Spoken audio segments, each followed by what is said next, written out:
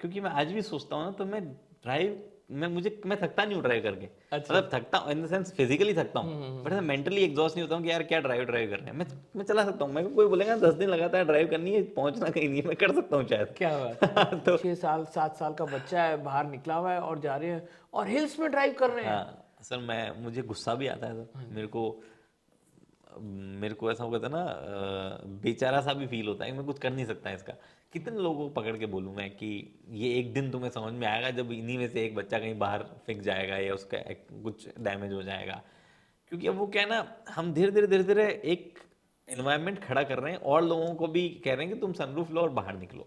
तो एक आदमी को अगर उस दिन 100 लोगों ने निकलते हुए देखा है, तो 4 लोगों ने 5 लोगों ने रजिस्टर कर लिया होगा कि मेरी भी गाड़ी जब आएगी तो मैं यही करूंगा एक सर। ये, हाँ और एक जो लिटरिंग करते हैं ना सर लोग। सर, ऐसे लोगों को सिर्फ मारना चाहिए सर, मुझे लगता है। मुझे उसका एक ही सोल्यूशन, पकड़ के मारो सबको। नहीं, क्या ये देश उन्हीं का है जो सरहद पर मर जाते हैं? हाँ बिल्कुल सर। एक युद्ध देश की खातिर सबको लड़ना पड़ता है। हाँ सर ईवी आती है, हाइब्रिड आता है, हाँ पेट्रोल आता है, हाँ सीएनजी आता है, डीजल आता है। हाँ। आने वाला समय किसका है? सिर्फ 4x4 का क्या फ्यूचर देखते हो आप इंडिया में? तो ये भी एक आपने अच्छा पॉइंट टच किया है ऐसे तो। बट हमारे यहाँ 4x4 की ज़्यादा कदर नहीं है। तब तक हम लोगों को टच स्क्रीन और सनरूफ ही पसंद आएगा, क्योंकि हम लोगों को पता ही नहीं है गाड़ी के बारे में बाकी चीज़ें। मुझे सर डकार आपने कितनी बार देखी? सर मैं 3 बार डकार रैली देखने जा चुका हूँ, क्या ज्वाइन बात कर तो कभी नहीं पाऊंगा, बट देखने जा चुका हूँ मैं। क्या एक्सपीरियंस क्या मतलब रहा था? बहुत क्या बढ़िया क्या चीज़ देखा है आपने सर। मैंने डकार? जो सेकंड थर्ड कार आई, उसने जो फर्स्ट टाइम जंप मारा ऊंचा वाला, और वो जब गिरी है, वो जो जमीन जमीन में ऐसा फील होता है ना, ऐसा हाँ कभी जी, हाँ कोई जी, हाँ जी, चीज़ गिरती है तो जमीन में आपको वाइब्रेशन फील होता हाँ है। जी, हाँ जी। मैं ऑलमोस्ट 50 मीटर दूर खड़ा था, मुझे वाइब्रेशन फील दम, और वो गाड़ी निकल गई। ओह। प्लस अगर आप देखो तो टोयोटा ने ऑलमोस्ट हर टाइम पे सही मूव ले लिया है किसी न किसी तरीके से, और वो सरवाइव कर गए उस मूव की वजह से। ऑल्सो टोयोटा को यूएस मार्केट का बहुत अच्छा सहारा मिला है हमेशा।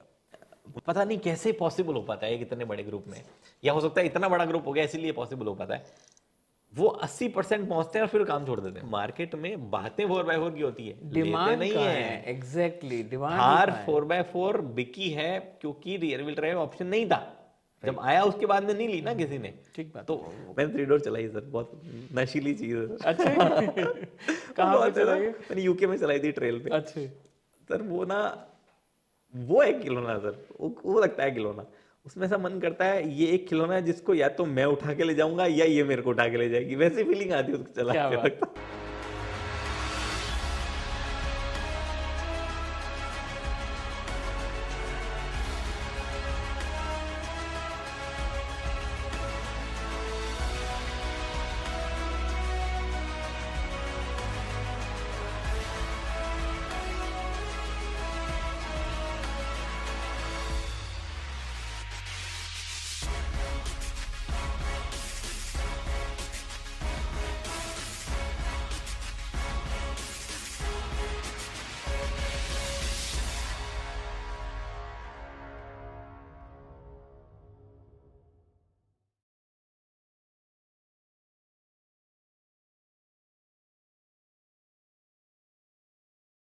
Driving deep with level next में आपका स्वागत है दोस्तों।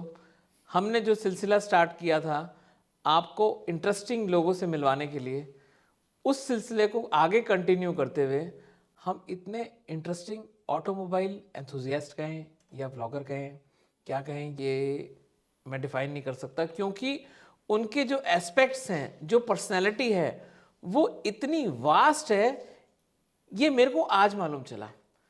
तो आज हम आपको मिलवाने जा रहे हैं गगन चौधरी जी के साथ, जो किसी भी इंट्रोडक्शन के मोहताज नहीं है। और इस पॉडकास्ट में आपको बहुत कुछ उनके बारे में जानने को मालूम चलेगा, जो मोटर स्पोर्ट्स के बारे में उनकी नॉलेज कितनी ज़्यादा है, ऑटोमोबाइल के बारे में उनकी नॉलेज, यूट्यूब के बारे में उनके इनसाइट्स।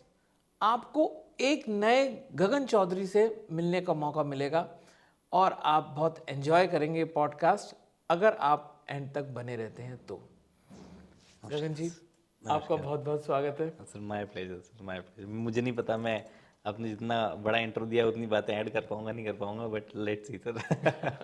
नहीं सर, सबसे पहले तो आप इतनी दूर चल के आए उसके लिए भी थैंक यू सर।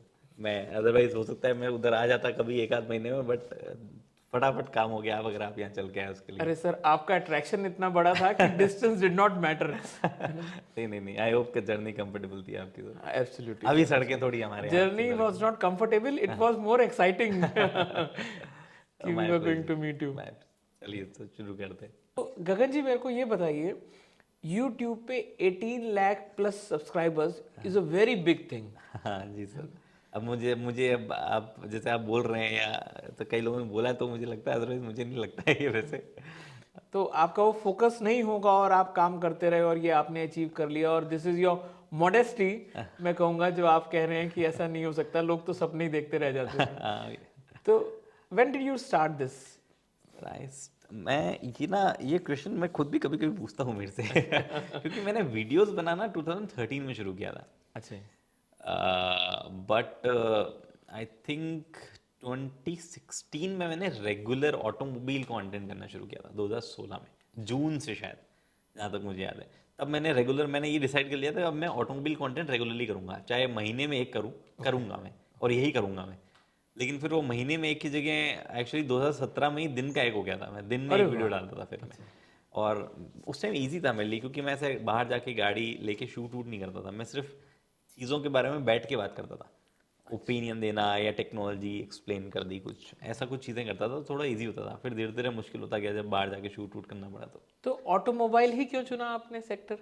हाँ ये भी एक बड़ी इंटरेस्टिंग चीज़ है। मेरा बैकग्राउंड वैसे मेडिकल है, मेरा इंजीनियरिंग बैकग्राउंड नहीं है। अच्छे। हाँ तो मैंने सोचा भी नहीं था कि अभी मैं शायद इस तरीका मतलब वीडियो बनाना तो एक अलग शौक था मेरे को। वेबसाइट उस टाइम पे वो वर्डप्रेस वगैरह नए नए चलन थे, तो मुझे वो वर्डप्रेस पे वेबसाइट बनाने का भी बड़ा शौक था। और मैं इजी मनी भी कमा लेता था उस टाइम पे, इवेंट ब्लॉगिंग बोलते थे उस टाइम पे, अच्छे। कि जैसे राखी आने वाली है, तो एक वेबसाइट बना दी, best gift for Rakhi. Okay. तो वैसा वेबसाइट बनाए काम चलाता था। बट मेरे ख्याल से सबसे ज़्यादा सुकून या मज़ा जो है वो मेरे को इसी में आता था। तो यही रीज़न था कि मैं टिल्ट यही था, मेरा टिल्ट ये था कि हाँ ये मैं एंडलेसली बात कर सकता हूँ या इसके बारे में जिक्र कर सकता हूँ। कार्स के लिए आपको प्यार था या ड्राइविंग आपका पैशन था? सर मेरे ख्याल से ना ड्राइविंग ही एक, क्योंकि मैं आज भी सोचता हूँ ना तो मैं थकता नहीं हूँ ड्राइव करके। अच्छा। मतलब थकता हूँ इन द सेंस फिजिकली थकता हूँ, बट मैं मेंटली एग्जॉस्ट नहीं होता हूँ कि यार क्या ड्राइव कर रहे हैं। मैं चला सकता हूँ, मैं कोई बोलेगा 10 दिन लगातार ड्राइव करनी है, पहुंचना कहीं नहीं है, मैं कर सकता हूँ शायद। क्या बात। तो हो सकता है वो 10 दिन में मैं 10 घंटे सोऊं, 10 घंटे चलूँ, कुछ भी कॉम्बिनेशन होता है, पर मैं मेंटली नहीं थकूंगा मैं। अच्छे। हाँ तो शायद वो ड्राइविंग से प्यार की वजह से है सर। और मेडिसिन बैकग्राउंड क्या था आपका? सो मैं बेसिकली मुझे डॉक्टर बनने की बीच में एक सनक चढ़ गई थी। पता नहीं क्यों चढ़ी थी, हाँ जी, क्योंकि हाँ जी। मेरे को ऐसा लगता भी नहीं था कि मैं कभी डॉक्टर जैसा, या एक्चुअली घर वालों का भी थोड़ा सा होता है ना कि हाँ जी, हाँ जी। बच्चा डॉक्टर इंजीनियर बनेगा। तो मैंने 8th के आसपास जब मैं 8th स्टैंडर्ड में था तब मैं सोचा था डॉक्टर बनेंगे अपन, फिर तो हम मैं एक साइंस वाला पॉडकास्ट बनूंगा। मेडिसिन पे करते ना, अच्छा ऐसे। सर तो बहुत हिट जाता। हम दोनों मेडिसिन बोलेंगे कोई सोच नहीं सकता। हाँ और अच्छा मेरा आपका बैकग्राउंड यही है सर, मैं I have run a pharmacy for 23 years. अरे सर बताइए आप। तो अगर हम मेडिसिन पे बोलते तो अलग ही बात हाँ होती। बिल्कुल बिल्कुल सर बिल्कुल। तो मेरा यही था, मैंने ट्वेल्थ तक बायो वायो की, और फिर बाद में एग्ज़ाम्स वगैरह। मेरा एक्चुअली एमबीबीएस भी था, और बीच में शिफ्ट होके मैं एमबीबीएस से जस्ट पहले मैं शिफ्ट होके मेरे को फॉरेस्ट्री में बड़ा इंटरेस्ट आया था। अच्छे। हाँ मैं ये भी करेंगे। फॉर्चुनेटली फॉरेस्ट्री स्ट्रीम मेरे बायो वाले बैकग्राउंड से वो कर रही थी, रिलेट मैच कर कर रही रही है, थी। हाँ जी। तो मेरे को एडमिशन वगैरह भी मिल गए थे। I went to an extent जहाँ पे मैं एडमिशन ले चुका था कॉलेज में, उदयपुर में। और वहाँ पे फिर मुझे रियलाइज़ हुआ कि 6 महीने की वो भी होती है, फॉरेस्ट पोस्टिंग भी होती है। तो घर वाले बोले नहीं तू रहने दे, वापस आ जा। तो फिर वहाँ से फिर वापस एमबीबीएस की तरफ हुआ। बट वो भी मैंने 6 महीने में डिसाइड कर लिया। मैं ये शक्ल देख के मैं ये आदमी नहीं बैठ सकता, ये बैठ के पढ़ाई नहीं कर सकता है, मैं ये नहीं हो सकता मेरे से। तो शायद वो वहीं पे चेंज हो गया था। मैंने घर वालों को तो बहुत ऐसा मैंने बोला मैं कुछ करेंगे, मैं यूपीएससी करूंगा या ऐसा। ऑनेस्टली कोई कॉन्क्रीट प्लान नहीं था, इट्स जस्ट टू अवॉइड वो एमबीबीएस और वो अच्छे। प्रोसेस 9 7 8 9 साल का, कि एक बार घुस गए तो फिर घुस गए, वो वाला सीन है। तो वो चीज़ है। बट वहाँ से उस टाइम पे मैं ये सब कर रहा था, वीडियोस या वेबसाइट बनाना, ये मेरा पैरेलल ही चल रहा था। ओके। बट ऐसा होता था कि फ्री हुआ तो एक रात बैठ गए ये करने, महीने में एक रात या 2 3 रात बैठ के ये काम कर लिया, वैसा था। फिर ये रेगुलर हो गया जून के बाद, जून 2017, जुलाई 2017, मुझे एग्जैक्ट डेट नहीं होता, पर 2016 के मिड में ये रेगुलर हो गया। और घर वालों ने आपको सीरियस यूट्यूबर के तौर पे कब लेना शुरू सर किया? मैं बताता हूँ आपको, बहुत ही इंटरेस्टिंग कहानी है। 2020 में कोविड जब आया था, हाँ जी। तब भी घर पे बैठ के डिस्कशन ये चल रहा था कि वापस से एमबीबीएस करते हैं। अच्छा जी। हाँ, बोले तू जा, यहाँ वाला एडमिशन वापस नहीं हो सकता, बिकॉज मैं एडमिशन लेके छोड़ा हुआ था मैंने। अच्छा जी। तो बोले कि यहाँ वाला वापस नहीं हो सकता, तो एक काम करते हैं, रशिया जाके, या यूक्रेन में हो रहा था उस टाइम पे, सेंट्रल हाँ अमेरिका, जी, हाँ जी, अमेरिका हाँ में भी जी, हो रहा, हाँ बोले जी। वहाँ से कर ले, जो भी जमा पूंजी है वो करके करते हैं हम। मैं यार ये अभी तक तो 2020 तक तो सीरियस नहीं लिया था सर, उसके बाद उसके बाद अब उनको लगा कि अब ये कोविड भी आ गया है, शादी भी हमने इसकी करा दी है, मान तो रहा नहीं है, तो करने दो अब जो कर रहा है वो। तो ये सीन है। तो सीरियस जो बहुत सारे नए बच्चे होंगे जो यूट्यूब पे जाना चाह रहे होंगे, हाँ हाँ और इस टॉपिक पे आपने कभी नहीं बोला है, हम चाह रहे हैं आप इस पे बोलो।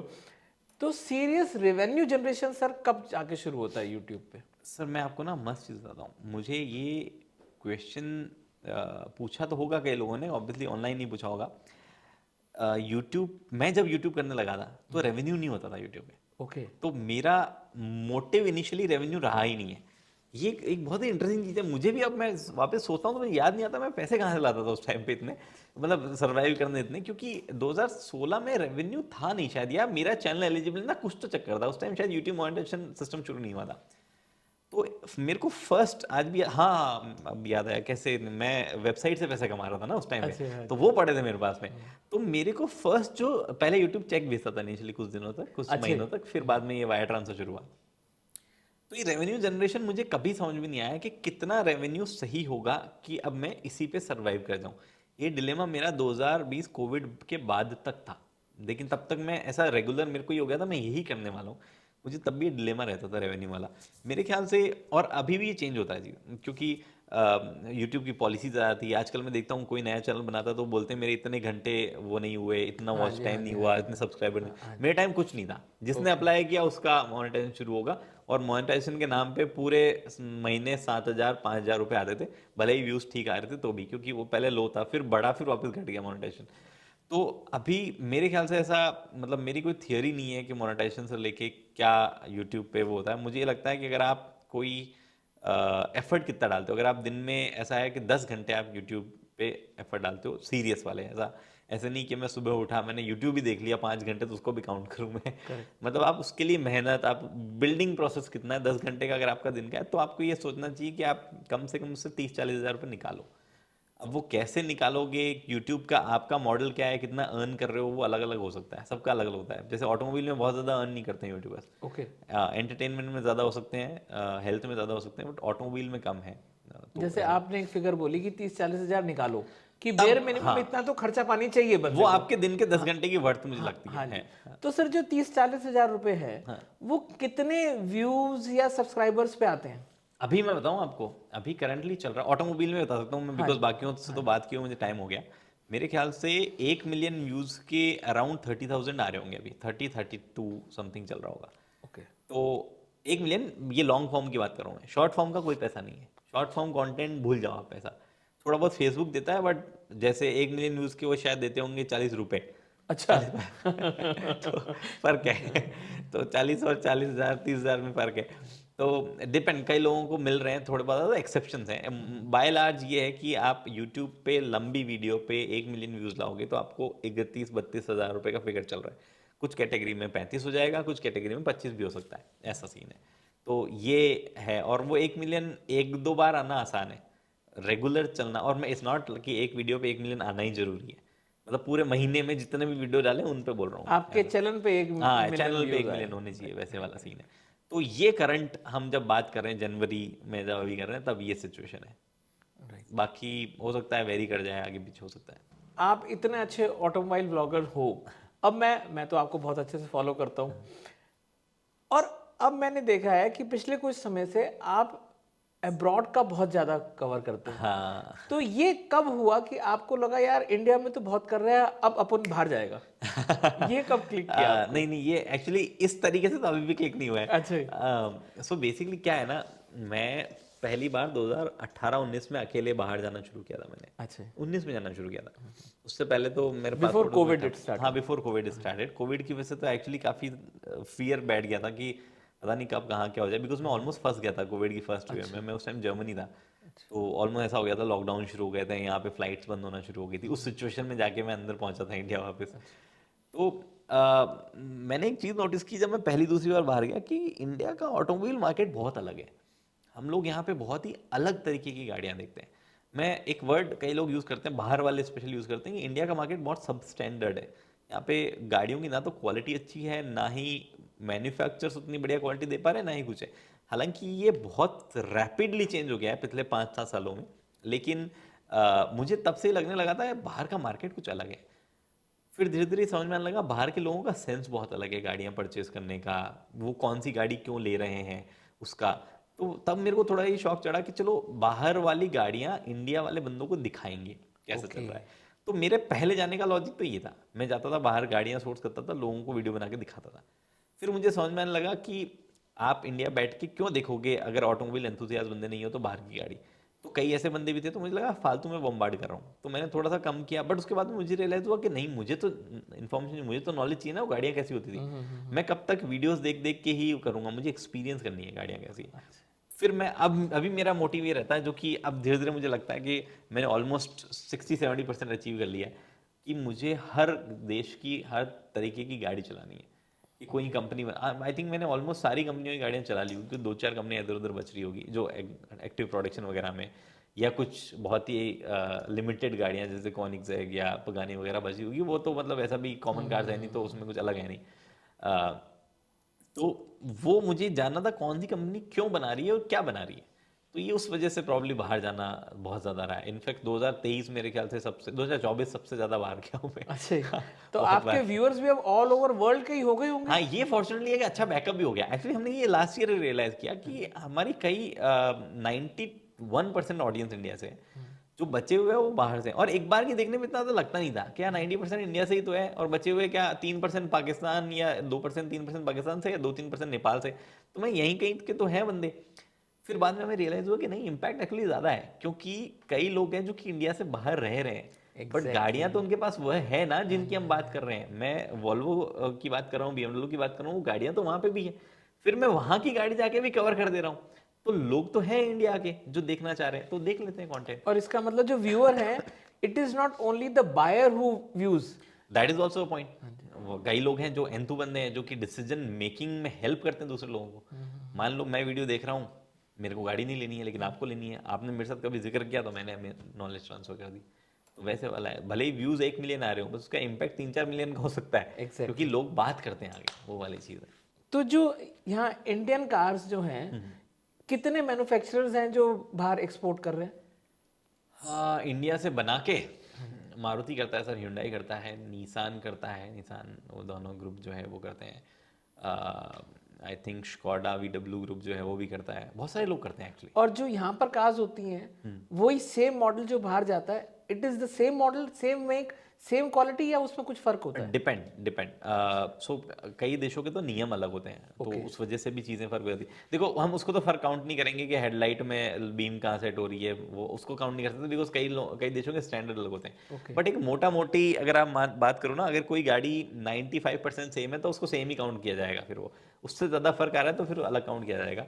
तो मोस्टली कंपनी सेम स्टैंडर्ड की गाड़ियाँ भी भेजती है, बट कुछ कंपनी जो है वो बेटर स्टैंडर्ड की गाड़ियाँ बाहर भेजती है, क्योंकि वो वहाँ की रिक्वायरमेंट ही मार्केट की ऐसी होगी है। प्लस इंडिया में कई ऐसी चीज़ें हैं जो कि बाहर नहीं है। सब 4 मीटर लॉ नहीं है बाहर, कि गाड़ियाँ 4 मीटर से छोटी होनी चाहिए। तो फोर्ड जब यहाँ पे एस्पायर बना रहा था, तो का प्लस करके बेच रहे थे उसको बाहर, वो थोड़ी बड़ी थी, तो इंडिया नहीं बेच सकते थे, क्योंकि उस पर टैक्सेशन बढ़ जाता। तो इंडिया में वो सिस्टम फिक्स है कि सब 4 मीटर ही उसको रखना है। एट द सेम टाइम जैसे Hyundai कई जगहों पे कुछ गाड़ियां बेचता है, उनमें इंजन बड़ी कैपेसिटी का है, यहाँ नहीं हो सकता वो, क्योंकि यहाँ पे डालते ही टैक्स बढ़ेगा उस पर। तो कुछ कुछ फर्क है, बट ऐसा मेजर क्वालिटी वाइज फर्क नहीं है। जैसे मारुति बीच में करता था, कई गाड़ियों में अडास होता था जो कि यहाँ से दे रहे थे, वो वेल इक्विप्ड थी, बट इंडिया में नहीं आता था, क्योंकि इंडिया में लोगों को तब उस फीचर की वो ही नहीं थी, रीजनिंग ही नहीं थी कि क्यों चाहिए, तो नहीं देते थे उस टाइम पे। तो अब मोस्टली मैन्युफैक्चर वही बच्चे हैं जो कि किसी कंट्री की स्पेसिफिक डिमांड पूरी करने के लिए अलग स्टैंडर्ड की गाड़ी भेज रहे हैं। बट अब वो वैसा नहीं रहा कि इंडिया को हम सब स्टैंडर्ड गाड़ियां बेच देंगे।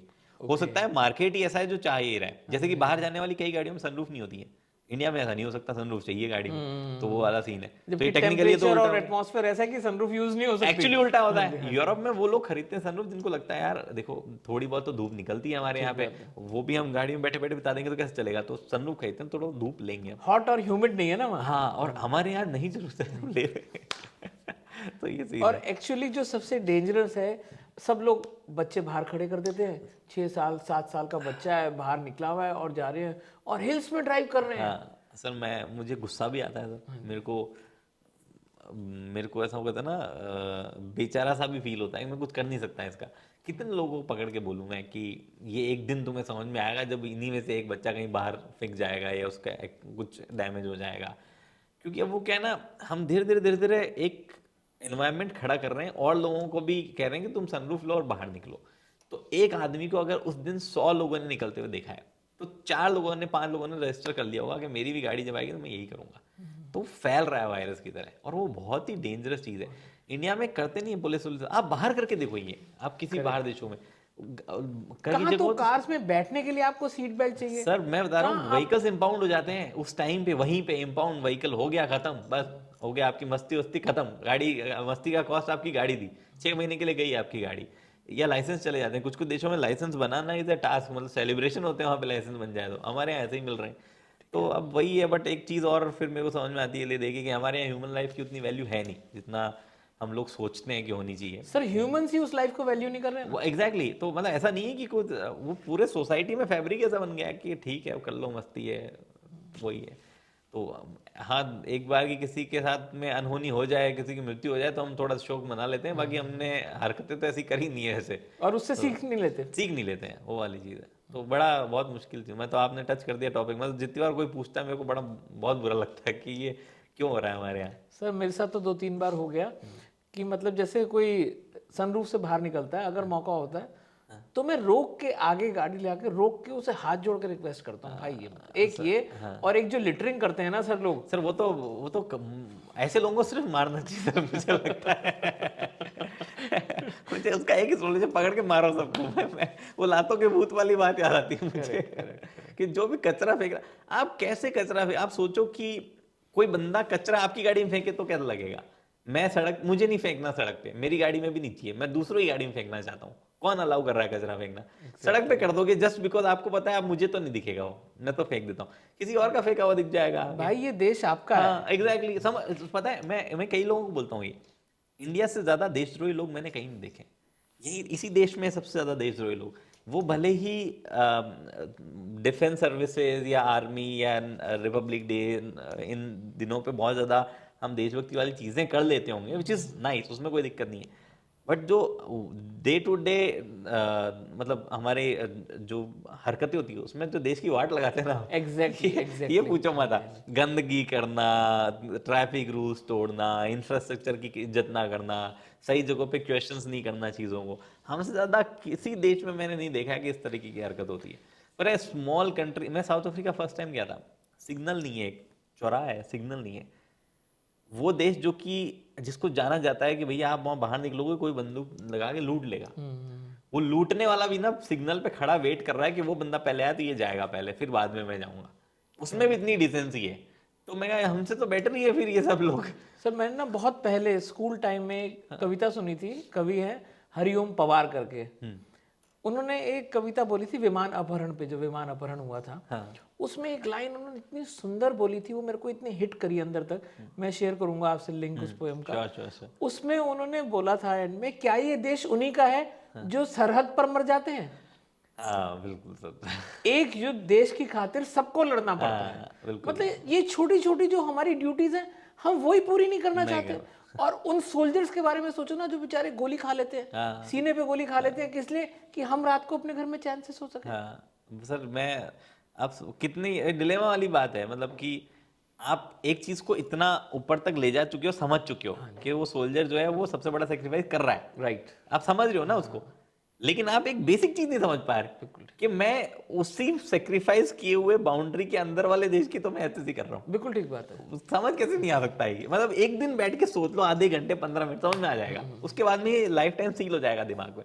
कोई नहीं सोचता। 15 अगस्त 26 जनवरी को हो गया, स्टेटस पे तिरंगा लगा दो, हो गया काम। बस नेशनैलिटी हमारी पूरी हो गई। एग्जैक्टली तो बड़ा ठीक है, अब क्या बोल सकते हैं, मतलब आएगा धीरे धीरे समझ में मेरे ख्याल से। Let's hope, keeping our fingers crossed. हाँ बिल्कुल सर, मुझे लगता है जैसे जब बात करते हैं ना हम कि लाइफ की वैल्यू कम है, मुझे लगता है एक तो हम हो भी बहुत ज्यादा गए हैं एक्चुअली देश में तो वो भी एक बड़ी समस्या है समझाना बहुत मुश्किल है। मैं कभी कभी बैठे डिस्कशन होता है तो मैं बोलता हूँ कि 20-30 साल पहले की जो सरकार थी ना, उनको 2 चीज कंपलसरी कर देनी चाहिए थी कि एक तो सब पढ़ेंगे कि ये कोई बिना पढ़ा नहीं रहेगा, जो काम ना कर रहा है उसको भी एजुकेशन दो एक बार फिर से। हमने बड़े ग्लोरी एक है ना बहुत अच्छी वो चलती है हमारे यहाँ कि देखो 10वीं फेल आदमी अरबपति, इसने ये कर दिखाया। मैं इसमें एक्चुअली बहुत बढ़िया बात है नहीं वैसे ये इसमें उसको पढ़ना चाहिए था एक्चुअली थोड़ा और, he should set an example कि पढ़ाई जरूरी होती है। हालांकि वो अलग बात है, वो अरबपति से पूछोगे तो यही बोलेगा कि हाँ देखो पढ़ना तो पड़ता है, ठीक है। बेसिक एजुकेशन इज, हम लोगों क्या, हमारे एजुकेशन का मतलब क्या है उससे कि पूछो तो वो अपना दर्द बताएगा ना कि उसने कितने सारे एजुकेटेड उसे हायर करने पड़े छोटे छोटे काम के लिए, क्योंकि वो नहीं कर सकता। कई लोग इसमें भी बोलते हैं, बोलते को ये 10वीं फेल है, इसके नीचे जो है सीए काम कर रहा है। अरे वो कर रहा है क्योंकि अब उस बंदे ने कुछ दिमाग से उपयोग करके कुछ बनाया है, एक चीज खड़ी करी है। दैट डज नॉट मीन कि उसको बेटर नहीं कर सकता था अपनी एजुकेशन में। और दैट 10वीं फेल इसका मतलब वो इंटीग्रेशन डेरिवेशन में फेल हुआ होगा, कुछ तो पढ़ा होगा उसने फिर भी, समझा फिर भी होगा कुछ ना कुछ। तो 2+2 भले ही ना आता हो, बट आपको ज्ञान बेसिक सारा होना चाहिए। और उससे उसका दर्द पूछो ना कि यार मेरे को पढ़े लिखे कितनी जगह कहाँ कहाँ चूना लगाते हैं क्योंकि मैं पढ़ा लिखा नहीं हूँ। एग्जैक्टली और ये बहुत होता है हमारे देश में, मैं ये बहुत देखता हूँ। मतलब आजकल तो हैबिट्स ही बन गई, जब हम बाहर जाते हैं कई बार तो जैसे होता है ना कि आप किसी बंदे से कुछ मदद मांगोगे या मतलब उससे काम करवाने को कहोगे, तो आपको ऐसा वो अधिकार वाली टोन में नहीं आ पाते हम लोग कि भाई, जैसे मेरा बहुत सही इंसिडेंट हुआ था एक बार। मेरा पासपोर्ट जो है गलती से मैं भूल गया था कहीं। अच्छा। तो मैं पुलिस वाले के पास में गया, मैंने बोला सर मैं पासपोर्ट गुम गया है, ये दुबई की बात है। तो मुझे ऐसा लगा कि एक तो वो होते थोड़े से रूड है, मतलब इन फेस थोड़ा रूड लगते हैं वो।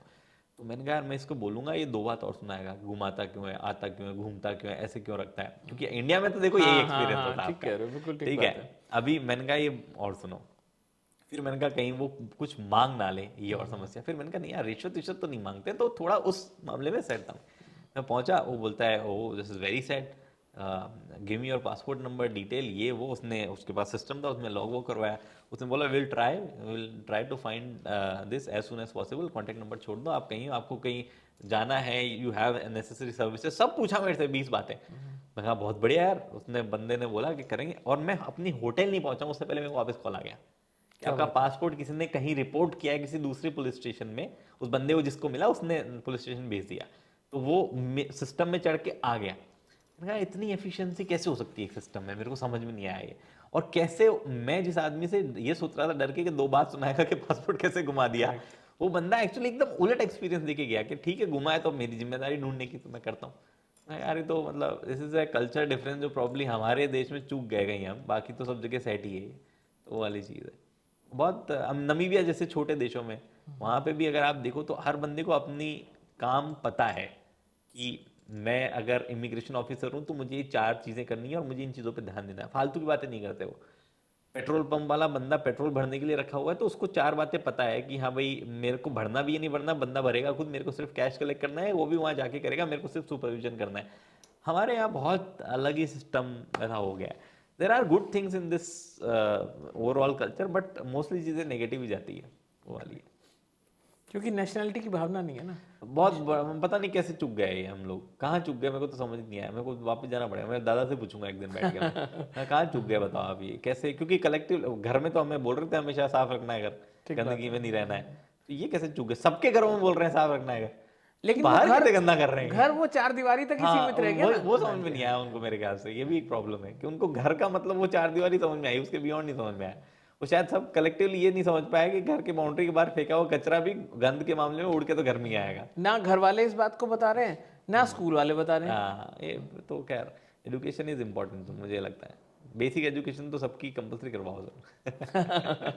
ठीक कह रहे हो सर। आई होप जिनके हाथ में है वो ये पॉडकास्ट देखें और कुछ सोचे इस बारे में। मतलब एटलीस्ट अब हमारी वाली जनरेशन ही कर ले या उसके बाद वाली कर ले, और कुछ नहीं तो ठीक बात नहीं सर, लेकिन अब चेंज आ रहा है, मैंने ये देखा।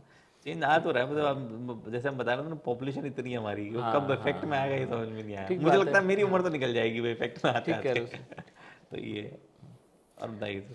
अच्छा, कमिंग बैक टू ऑटोमोबाइल, हाँ जी sir, top 10 cars according to you which shaped automobile industry of India. Sir 10 पूछ लिया आपने। 5 बता दो सर। सर मैं शुरू से शुरू करते हैं हम। सबसे पहली चीज़ तो जीप विलीज प्रॉब्ली हो रही होगी, ओके, जिसने स्टार्ट मतलब वहाँ करना शुरू किया, because that was the first car जो फिर असेंबली वगैरह भी शुरू हुई। If not the first car, उस टाइम पे असेंबली शुरू हुई, एक मेजर इम्पैक्ट जिसने डाला, महिंद्रा ने बनाई अपना वर्जन। फिर प्रीमियर पद्मिनी और एम्बेसडर वाला जो एरा था, फिएट जो थी। हाँ वो एक इम्पॉर्टेंट उन्होंने रोल प्ले किया है। मतलब चाहे वो भले ही वो सरकारी इमेज के साथ में ही रही हो बहुत लंबे टाइम तक एम्बेसडर दो, बट फिर भी एक इम्पॉर्टेंट कम्यूट में जो है रोल प्ले किया है। बट जो असली मामला डिसरप्ट किया था वो 800 नहीं किया था, प्रॉब्ली मारुति 800 जो थी, मारुति उद्योग ने। रेवोल्यूशन जहाँ से आया था। मेरे को लगता है सर वो वहां से ही चीजें बदलनी शुरू हुई थी। पता नहीं, अभी मैं बैठ के पढ़ूंगा कभी कैसे कि सुजुकी को इतना इंटरेस्ट आया या उनको लाया गया, संजय गांधी आई बिलीव जिन्होंने शुरू कर दिया, गवर्नमेंट को भी उस टाइम कैसे इंटरेस्ट आया, पढ़ूंगा बैठ के मैं क्या हो रहा था उस टाइम पे। लेकिन वो एक रेवोल्यूशनरी पार्ट था जिसने चेंज किया। फिर धीरे धीरे कई ऐसी छोटी मोटी चीज़ें होती जरूर चलेगी, बट जो इम्पैक्टफुल चीज़ें थी वो प्रॉब्ली मल्टीपल ब्रांड्स की इंडिया में एंट्री लेना 90 वाले एरा में, स्पेशली Hyundai और कई ग्रुप्स की एंट्री होना, वो एक बड़ा पॉइंट था। और कुछ गाड़ियां जिनके बारे में इतनी ज़्यादा बात नहीं होती, जैसे क्रेटा एक इम्पॉर्टेंट माइलस्टोन रहा है, स्विफ्ट एक बड़ा गेम चेंजर रहा है कई गाड़ियों के मामले में। एक बहुत कम ऐसा हम श्रेय देते हैं, बट इको स्पोर्ट जो है वो भी एक अलग तरीके की कैटेगरी एस्टैब्लिश कर पाई और एक बहुत अलग चीज़ कर पाई, तो वो भी एक गाड़ी है जो कि बहुत इंपॉर्टेंट रही है इंडियन एसयूवी लुक्स जहाँ से शुरू हुई, एसयूवी एसयूवी तो नहीं लुक्स। बट एसयूवी सब लुक्स। 4 मीटर में उन्होंने और एक्सपेंड किया चीज़ों को, कैसे एक ग्लोबल कंपनी ने इंडिया स्पेसिफिक चीज़ बनाई, उसके साथ वो खेलने लगे, वहाँ पे सक्सेस भी मिली, स्टिल प्रोडक्ट ऐसा कि ग्लोबल लेवल पे एक्सेप्ट हो जाए। तो वो सब चीज़ें, उसको भी थोड़ा कम श्रेय मिलता है, but that is also a great car. फिर तो फोर्ड चली गई, उनकी हरकतें ऐसी थी, वो अलग बात है। बट हाँ, ये कुछ गाड़ियाँ मेरे ख्याल से इंपॉर्टेंट रही है। But I always count 800, Alto को भी मैं उसी सेगमेंट में डालता हूँ, स्विफ्ट, क्रेटा, और ऑब्वियसली फिर वो एम्बेसडर, और उस टाइम पे जो जीप विलीज कह लो या महिंद्रा वाली जीप कह लो। और जो इंडियन ऑटोमोबाइल इंडस्ट्री है, हमारा पर्सपेक्टिव थोड़ा छोटा है, आपकी जितना ग्लोबल नहीं है, तो we are talking about India. Which company you consider is the master of marketing? Master of marketing, master of marketing, marketing master sir मेरे ख्याल से अभी भी मारुति को ही श्रेय जाएगा, बट अब टाटा को जाएगा। लास्ट 5 साल अगर ले लो तो टाटा को जाएगा प्रॉब्लम। ओके। 5-6 साल को ले लो, हो सकता है वो 1-2 सालों में मैं महिंद्रा का नाम लेने लग जाऊं, क्योंकि बीच में उनकी मार्केटिंग काफ़ी सॉलिड रही है, या ऑलरेडी पिछले 1-2 सालों से रही है। बट इसको ऐसे आंसर किया जा सकता है कि 2010 तक तो मारुति रही है, राइट। 10 से लेके 20 तक वो एरा, या 10 से लेके 25 तक का एरा वो टाटा का रहा है। हो सकता है ये जब डेकेड खत्म हो तो वो 2020 से लेके 30 वाला महिंद्रा के नाम भी हो सकता है। Mahindra take over. हाँ, बट वो ये रहा है, इनिशियली लंबा पीरियड मारुति ने एंजॉय किया है वो मार्केटिंग के नाम पे। क्योंकि महिंद्रा अब जो लॉन्चिंग करता है ना, इमेज उसका हाइप परसेप्शन, बड़ा अच्छा बिल्कुल create बिल्कुल करता है। Sir, image perception, launch, product study, फिर उसका इमेज बनाना और उसको कंटिन्यू रखना, वो ज़बरदस्त किया उन्होंने, भयंकर ही किया है, ज़बरदस्त तो क्या। और कैसे उन्होंने रिवाइव किया अपने उस लेगेसी को जो वो तब बनाना शायद चाह रहे होंगे, या पता नहीं चाह भी नहीं रहे होंगे, सोचा भी नहीं होगा उन्होंने जब असेंबलिंग शुरू करी होगी कि हम एक दिन ऐसा ब्रांड बनाएंगे। तो वो है, लोगों को ऐसा ग्लोबल फ्रंट, जैसे अभी बीच में टाटा का दौर बहुत स्ट्रॉन्ग था, तो लोगों को लगता था Tata is that global brand, but passenger car में नहीं है। पैसेंजर कार में Mahindra is a bigger brand outside India, तो वो भी एक बड़ा इम्पैक्ट है उनका, एंड बाहर आई भी थिंक इम्पैक्ट है। महिंद्रा ही केवल एक ऐसी कंपनी है जो अपनी 4x4 अपनी प्राइसिंग पे बेच पा रही है। हाँ, आई थिंक जिस तरीके से वो, उनका जो मन है एक्चुअली, वो चाहे तो सस्ते में भी कर सकते हैं और महंगे में भी कर सकते हैं, उनका जो मन है वो उस तरीके से निकाल सकते हैं। रोल बैक नहीं करना पड़ता ना उन्हें, हाँ, मारुति की तरह या हाँ, टोयोटा की तरह। हाँ। अभी तक तो मार्केट ने साथ दिया है उनका एक्चुअली इस चीज़ में। लेट्स सी आगे कैसे होती चीज़ें, क्योंकि अब बहुत सारी चीज़ें भी आ रही है ना, ट्रांजिशन आ रहा है ईवी वाला, कई और चीज़ें आ रही है, लोगों को मार्केट में गाड़ियाँ भी बहुत हो गई है, तो अब धीरे धीरे चीज़ें बदलेगी 1-2 सालों में, तब ब्रांड कैसा करता है ये भी बहुत इंटरेस्टिंग होगा। तो लेट्स सी, बट हाँ अभी तक तो ये 3 कंपनियां रही है जिन्होंने मार्केटिंग में बहुत सही किया। तो जैसे ईवी का आपने जिक्र किया, सर ईवी आती है, हाइब्रिड आता है, हाँ पेट्रोल आता है, हाँ सीएनजी आता है, डीजल आता है, हाँ आने वाला समय किसका है? ट्रांसमिशन किसका समय है आपके अकॉर्डिंगली? सर, ये तो मैं ये आपने जिस तरीके से पूछा ना सवाल में, उस तरीके से कई बार ये मिनिस्टर लोगों से मिलता हूँ, उनसे पूछता हूँ। मैं कहा देखो, मैं ऑटोमोबाइल कंपनी से पूछ चुका, हाँ जी। उनको नहीं पता चल रहा है। ओके। मैं डीलर से पूछ चुका, उनको समझ में नहीं आ रहा है। कस्टमर तो वैसे ही कंफ्यूज है, हम लोग वैसे ही कंफ्यूज है। तुम पॉलिसी बना रहे हो, तुम ही बता दो, और तो और वो बोलते हम भी ऐसे ही कंफ्यूज है।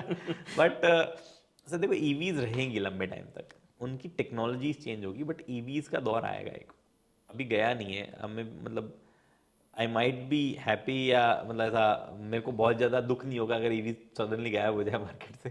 बट ईवीज जो है वो रहेंगी, और मेरे ख्याल से ईवीज में ढंग के इनोवेशन होना अभी शुरू भी नहीं हुए हैं। Okay. There will B A point जहाँ पे गवर्नमेंट का पुश शायद बंद हो और नीड समझ में आ जाए ईवीज की, फिर हम ईवीज पे ऐसे एक्सपेरिमेंट करने लगे कि उनमें कुछ एस्पिरेशन वैल्यू निकले ब्रांड, क्योंकि आएगा ना। आप सोचो, एक प्रोडक्ट अगर बिक रहा है लंबे टाइम से, ये दंत मंजन बिक रहे थे बहुत लंबे टाइम से ना, तो पेस्ट की तो जरूरत नहीं थी हमें। राइट। फिर वो आए पेस्ट कैसे, तो फिर उसमें भी एस्पिरेशन ढूंढी ना किसी ने कि हमारे हमने नमक घुसेड़ दिया, हमने ये डाल दिया वो, तो आएंगे धीरे फिर धीरे धीरे धीरे। एक्सेप्टेबिलिटी बढ़ी। हाँ, किसी ने खुशबू डाल दी उसमें, किसी ने फ्लेवर डाल दिया कुछ, तो धीरे धीरे अब ईवीज आई है। अभी तो फिलहाल वो एक जेनेरिक सी चीज चल रही है। अगर, जो कि मुझे लग भी रहा है कि रहेगा एक लंबा दौर इनका, तो उस टाइम पे ईवीज में भी चीजें की जाएगी। पर मेरे ख्याल से पर इसका मतलब ये भी नहीं है कि डीजल पेट्रोल चले जाएंगे, वैनिश हो जाएंगे, नहीं, रहेंगे, कम हो जाएंगे। जैसे हमने पेट्रोल, कई ऐसे देश है सर जिसमें पेट्रोल ही अबेंडेंस में है। यूएई में बहुत ज़्यादा रहता हूँ, पेट्रोल ही अबेंडेंस में। दैट डज नॉट मीन कि डीजल की कोई वैल्यू ही नहीं है। आपको कहीं कुछ कोने में किसी चीज़ों में डीजल भी मिल रहा है और मिलेगा, क्योंकि वो वहीं फिट बैठ रहा है, तो वैसे वाली चीज़ है। तो बड़ी गाड़ियां भी वहाँ पेट्रोल में ही है? हाँ, वहाँ पेट्रोल बसेस और मोस्टली ट्रक्स? मतलब बसेस हैं पेट्रोल में, ट्रक्स वगैरह भी डीजल पेट्रोल दोनों में है। अच्छा, बट पेट्रोल में वहाँ पे है। पेट्रोल डीजल पेट्रोल का शेयर ठीक है, मतलब ऐसा नहीं, जैसे कार तो पैसेंजर व्हीकल तो ऑलमोस्ट मेरे ख्याल से 99.99% पेट्रोल पे ही है, तो वो सीन है। और मोस्टली बड़े देशों में भी ये सिचुएशन, यूरोप फॉर एग्जांपल, हम यूरो 4 यूरो 6 से चलते हैं, BS4 BS6 बनाते हैं, वहाँ पे डीजल पे स्ट्रिक्टनेस बढ़ती है। यूरो एक बहुत बड़ा मार्केट है डीजल का, वहाँ चलता है डीजल। यूएस में नहीं होता इतना डीजल, यूरोप में है। जबकि यूएस में एंटी डीजल इतना सिस्टम भी नहीं है, लेकिन फिर भी वो सीन है। अलग अलग मार्केट की अलग अलग व्यवस्थाएं हो रखी है अपने हिसाब से, वो वाली चीज़ है। कुछ मार्केट्स में हाइब्रिड बहुत ज़्यादा सेंसिबल है, तो ऐसा नहीं है कि हाइब्रिड सडनली वैनिश हो जाएगा, बोलेंगे चलो गवर्नमेंट टैक्स कम नहीं कर रही, ईवी आ ही रहा है तो हाइब्रिड खत्म ही कर दें, नहीं, कुछ मार्केट में चलेगा फिर भी। एंड यही ब्यूटी है, मेरे को लगता है अलग अलग सरकारें रहनी चाहिए, तो अलग अलग फॉर्म ऑफ ऑटोमोबाइल को जिंदा रखेगी वो। राइट। कई जगहों पे यूएस जैसा एडमेंट है कि ईवीज को ज़्यादा, अभी स्पेशली ट्रम्प गवर्नमेंट, वो बोला ईवीज को ज़्यादा भाव मत दो, जितना है उतना ठीक है, बेच रहे हो, बना रहे हो, बहुत बढ़िया, करते रहो इनोवेशन, बट ऐसा बहुत ज़्यादा भाव नहीं देना इनको। हमारी जो एग्जिस्टिंग कंपनीज है उनको भी हमें स्ट्रॉन्ग बना के रखना है, और उनका ईवी स्ट्रॉन्ग पॉइंट नहीं है, और ना ही हमारे देश की एनर्जी रिक्वायरमेंट ऐसी है कि हम बहुत ज़्यादा इलेक्ट्रिसिटी पे शिफ्ट हो जाएं। तो वो है, वो नहीं इलेक्ट्रिसिटी के पीछे दौड़ रहे हैं, वो वाली चीज़ है। चाइना दौड़ रहा है क्योंकि उनको इलेक्ट्रिसिटी में ही सब कुछ दिख रहा है, तो वो वाली चीज़ है। और अगर ईवी आया तो चाइना टेक ओवर तो करेगा China sir? Sir, China already वैसे भी सबके सर पे सेल्स तो बैठा है सब वो। वहीं अवेलेबल है, रॉ मटेरियल बैटरी का सप्लाई अवेलेबल है। उनके पास में है, बहुत सारी चीज़ें वो कंट्रोल करते हैं। And it is also a fact कि चाइना अब किसी भी मामलों में सस्ती टेक्नोलॉजी या चीप टेक्नोलॉजी नहीं बनाता है, बुरी क्वालिटी की। आप बोलो उनको, टॉप से टॉप क्वालिटी निकाल के दे देते हैं वो। इनफैक्ट वही बना रहे हैं टॉप क्वालिटी अभी तो करंटली। तो जब वो बना ही रहे हैं, वो लीड ही कर रहे हैं, और सब रॉ मटेरियल की हाथ उन्हीं में, धीरे धीरे वो इनोवेशन में भी आ जाएंगे, तो उसके बाद तो फिर क्या ही बचा। एक बार वो बड़ी बात नहीं है, हम 2025-2026 में कई अच्छे बड़े प्लेयर्स को चाइनीज हाथों में जाते हुए देखे। हमने देखे हैं एक दो प्लेयर और, हो सकता है जेवी में चल जाएं, या कंप्लीटली चाइना उनको ओन कर ले, ऐसा भी हो सकता है, बड़ी बात नहीं है। और चाइना बहुत एग्रेसिव भी है ना सर? चाइना बहुत पॉलिसीज एग्रेसिव भी है, बिल्कुल बिल्कुल, वो फास्ट भी है एक्चुअली काफ़ी। आप देखो ना, मैं अभी नेपाल में था, तो कुछ डीलर्स वगैरह से मैं बात कर रहा था, ऑटोमोबाइल डीलर से, तो बोलते हैं कि there is a big difference in terms how Chinese operates and how other people operate. बोलते हैं कि हम लोग एक छोटी सी स्टॉल में कुछ गाड़ी डिस्प्ले पे लगानी है, और मान लो उसमें कुछ थोड़ा इन्वेस्टमेंट या कुछ चीज़ें हैं जिसमें हमें मैन्युफैक्चरर की हेल्प चाहिए। मुझे ये पता है कि चाइनीज़ मैन्युफैक्चरर को मैं एक फ़ोन करूंगा, उसके बाद में शायद फॉलोअप भी ना लेना पड़े, और दूसरे वाली कंपनी को मुझे 10 बार ईमेल भेजना पड़ेगा, फ़ोन पे समझाना पड़ेगा, लॉजिक देना पड़ेगा, and it will take a month. वो शायद 10 मिनट में कर देगा।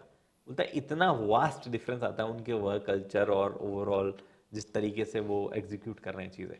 तो डिसीजन मेकिंग फास्ट है, टेक्नोलॉजी बनाना फास्ट है, रिवर्स इंजीनियरिंग करना कह लो, कुछ भी कर लो, जिस तरीके से कर रहे हैं वो ज़बरदस्त कर रहे हैं।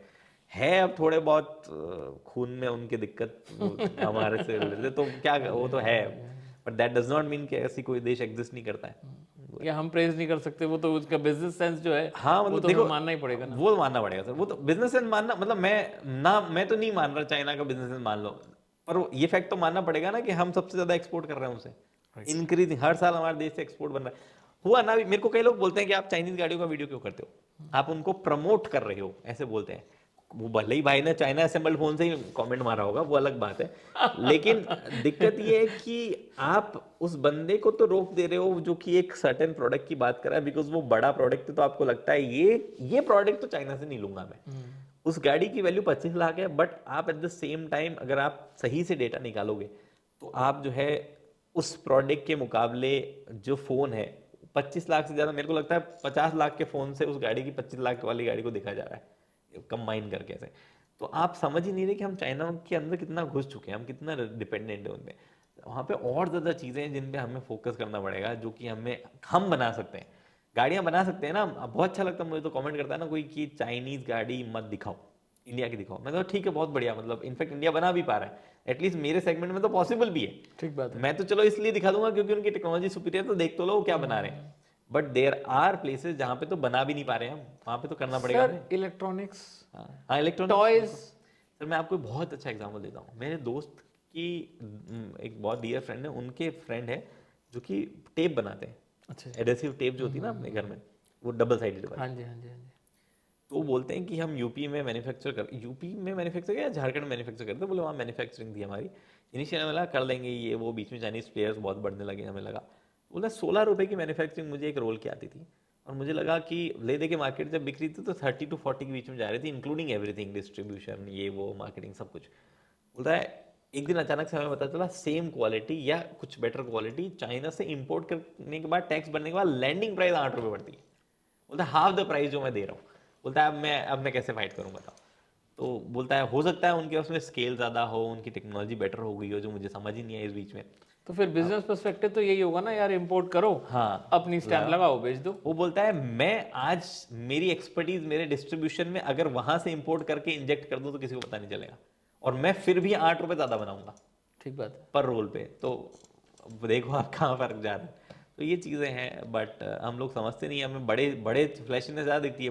कल को कोई आप एयरक्राफ्ट उठा के ले आएगी ना कोई कंपनी चाइना से, तो हमें लगा अरे देखो कितना चाइना डिपेंडेंट हो गया, ये हो गया, बट हम ये रियलाइज करेंगे उससे 5 गुना ज़्यादा पैसों की चीज़ें हम रोज इंपोर्ट कर रहे हैं। ठीक तो बात वो वाली चीज़ें, और जबकि वो इंडिया में बना सकते हैं, कर तो बहुत ज़्यादा वैल्यू की रहे हैं।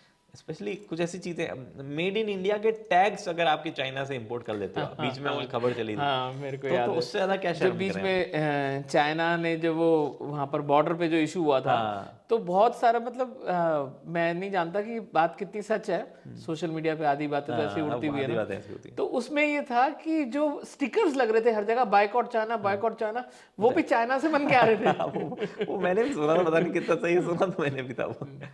नहीं बट ये मेड इन इंडिया वाले टैक्स या कुछ एक इंडिया स्पेसिफिक कुछ चीज़ों के टैग, तो बीच में एक वेबसाइट हुआ करती थी इंपोर्ट एक्सपोर्ट की, डेटा दिखाती थी, आजकल वो गायब हो गई वेबसाइट, पता नहीं कहाँ, दिखाना बंद कर दिया उन्होंने। अच्छा प्रॉब्ली गवर्नमेंट ने कुछ नकेल कस दी उस पर क्या। हाँ जी, तो आप देख सकते थे कौन सा आइटम कहाँ से आया है, तो उसमें दिखता था कि अच्छा। चाइना से ऐसी चीज़ें मंगाई जाती है। तो वही है, बट अब ठीक है, मैं इस कमरे में बैठा हूँ, मेरे ख्याल से 50% चीज़ों में चाइना का योगदान होगा।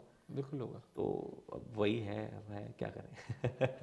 जिस कैमरा पे शूट कर रहे हैं वो भी शायद हाँ प्रॉब्ली, यहाँ परचेज हमने किया है ना, लेकिन हाँ मैन्युफैक्चरिंग तो परचेज वहीं यहाँ की है। किया होगा, है कंपनी जापान की, बना कहीं ना कहीं होगा लेकिन उन्होंने चाइना से।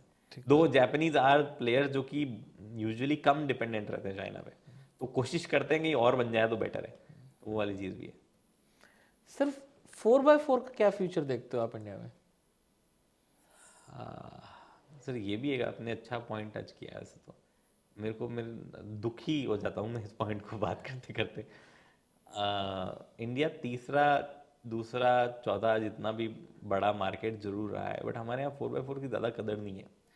हम लोग 4x4 हमें पता है उसकी एस्पिरेशन वगैरह सब कुछ है, बट द फैक्ट इज़ कि हमारे यहाँ बहुत ज़्यादा जगह है नहीं जहाँ पे हम प्रॉपर 4x4 का इस्तेमाल करें या ऑफ रोड कर पाएँ, क्योंकि इतने लोग हैं हम, इतने ज़्यादा कि हमने काम चलाऊ सड़कें तो टू व्हील ड्राइव के हिसाब से पूरे देश के कोने में बना दी है। ठीक है, आज मैं पूरा लद्दाख करके आ सकता हूँ, स्पीति करके आ सकता हूँ, जो कि प्रॉब्ली सबसे ट्रेचरस एरिया है, वो करके आ सकता हूँ मेरी 2 व्हील ड्राइव पे। राइट। ठीक है, फिर ऊपर से हमारे पास ऑल्टो जैसी गाड़ियाँ भी है जो कहीं भी जा सकती है, चाहे 4x4 ना भी हो।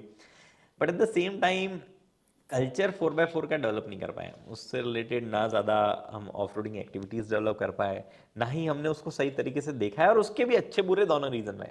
लोगों ने 4x4 के नाम पे हुड़दंगी ज़्यादा करी है प्रॉब्लली ऑनलाइन, और उसकी वजह से चीज़ों पे कंट्रोल ज़्यादा लगे, बजाय कि उसको सही मायनों में एग्जीक्यूट करके उसको देखा जाए।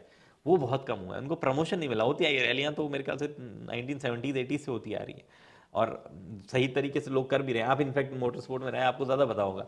बट हमने कभी उस साइड को ज़्यादा ग्लोरीफाई नहीं किया। हमारे यहाँ पे क्या हुआ, 4x4 लगा के, मैं अभी देख रहा था जयपुर का एक बंदा 4x4 लगा के उसने रेलवे पटरी पे चढ़ा दी गाड़ी, रेलवे ट्रैक पे चढ़ा दी। अब ऐसी चीज़ों में तो मज़ा आ रहा है हमें। तो जब ऐसी चीज़ों में मज़ा आ रहा है तो वो कल्चर डेवलप नहीं होगा कभी भी। मैं यूएस में, अब मस्त चीज़ बताऊँ आपको, बहुत अगेन कल्चर का डिफरेंस है। मैं रैम 1500 रेबल, एक ट्रक आता है क्या यूएस में, बात है, अरे वो मैं यूएस में शूट कर रहा था। तो अगेन इंडिया में क्या है, कहीं घुसे पुलिस वाले आए तो बोले यार अब परेशान करेंगे, बोलेंगे हटो ये वो। मेरे को तो ये लोग पूछ लेते हैं कि शूट की परमिशन कहाँ पे है आपके पास। मैं यार फोन तो कैमरा तो उठा के मेरे यूट्यूब चैनल की वीडियो बना रहा हूँ, इसके लिए कहाँ परमिशन मांगने जाऊँ बताओ मैं। मेरे को तो इसका तो कोई डायरेक्ट रास्ता भी समझ में नहीं आता है। सर रैली के स्टिकर लगा के कार चला रहे हो ना, हाँ, उसके लिए तो भी वो, उस पे भी कहते हैं चलान कटेगा, नहीं तो हाँ बिल्कुल बिल्कुल, वो गांधी जी तो दिखा दो। तो मैं शूट कर रहा था, और वहाँ पे एक पार्क है, बेसिकली कैलिफोर्निया में आता है, वो एक नेशनल पार्क है, मैं नाम भूल रहा हूँ उसका। तो वो पार्क जो है एक पेड़ के नाम पे है वो। तो वहाँ पे मैं खड़ा था, मैंने उसकी मतलब गूगल मैप पे दिखता है तो उसमें दिखता है वो, बट वहाँ पे एक पब्लिक रोड भी थी ऐसा। मैं उससे लेफ्ट निकला, मुझे थोड़ा सा ऑफ रोडिंग पैच दिखा, तो मैंने 1-2 शॉट तो वहीं निकाली है। इतने में वो पुलिस वाला बहुत दूर से आते हुए दिख रहा था मेरे को। मैंने कहा यार पंगा हो गया। अपन शायद गलत जगह है, क्योंकि ट्रेल भले ही बना हुआ था बड़ो। तो आया, बोलता है what are you doing here, do you have arms. उनका एक जेनरिक क्वेश्चन है कि भाई आपके पास बंदूक तो नहीं है। नहीं मेरे पास कोई बंदूक, और मैं बाहर खड़ा था गाड़ी का ऑलरेडी। तो बोलता है कि पहले तो उसने बैठाया मेरे को गाड़ी में, फिर बोलता है अच्छा क्या चल रहा है वो। तो मैंने कहा, बोलता है आप हो कौन, टूरिस्ट हो या रहते हो। मैंने कहा मैं तो टूरिस्ट हूँ। तो बोलते अच्छा टूरिस्ट हो, कब एंटर किया। मैं इस दिन एंटर किया। बोलता अच्छा तो फिर ये क्या कर रहे हो। मैंने कहा ये मीडिया व्हीकल है। तो उसने तब तक बात करते करते चेक कर लिया रजिस्ट्रेशन वगैरह उसका, ओके। तो उसको लग गया। मतलब वो बेसिकली वो लोग ये देखते हैं भाई ये कोई ऐसा वो तो नहीं है जो आगे बस गया हो यहाँ पे। अच्छा। उसको लगा टूरिस्ट है, फिर बोलता है क्या शूट कर रहे हो। मैंने कहा ये शूट कर रहा हूँ। बोलता है यहाँ क्या शूट कर रहे हो, वो सामने पहाड़ दिख रहा है ना, उस पर ट्रेल जाती है। मैं बताता हूँ कैसे जाती है, गूगल मैप खोल के भाई ने 4 ट्रेल बताई मुझे, क्या यहाँ बात से है। जाओ, इधर से शूट करो, यहाँ पे ये अच्छा व्यू आता है। इनफैक्ट सनसेट होने वाला है 2 घंटे बाद, तब तो और बढ़िया व्यू आएगा। मैं कहा यार ये तो मतलब बहुत ही अलग एक्सपीरियंस हो गया मेरे लिए कि एक पुलिस वाला जो कि अदरवाइज मुझे लग रहा था भगाएगा मुझे यहाँ राइट से, राइट राइट। वो मुझे बता रहा है। यहाँ तो परमिशन के नाम पे इतना एक्सप्लॉइटेशन हो जाता है। तो सर वो कल्चर वो डेवलप करने वाली बात है ना, बिकॉज दे अंडरस्टैंड। एक बंदे ने एक ऑफ रोड व्हीकल लिया है तो उसके साथ में कुछ अपने रिक्रिएशनल चीज़ें करेगा, वो उसके साथ एंजॉय करेगा। There is a purpose to it. जरूरी नहीं कि वो ऑफ 4x4 इसलिए ले क्योंकि एक दिन कोई खराब सड़क आएगी उसको क्रॉस करनी है। तो there will be some activities around it.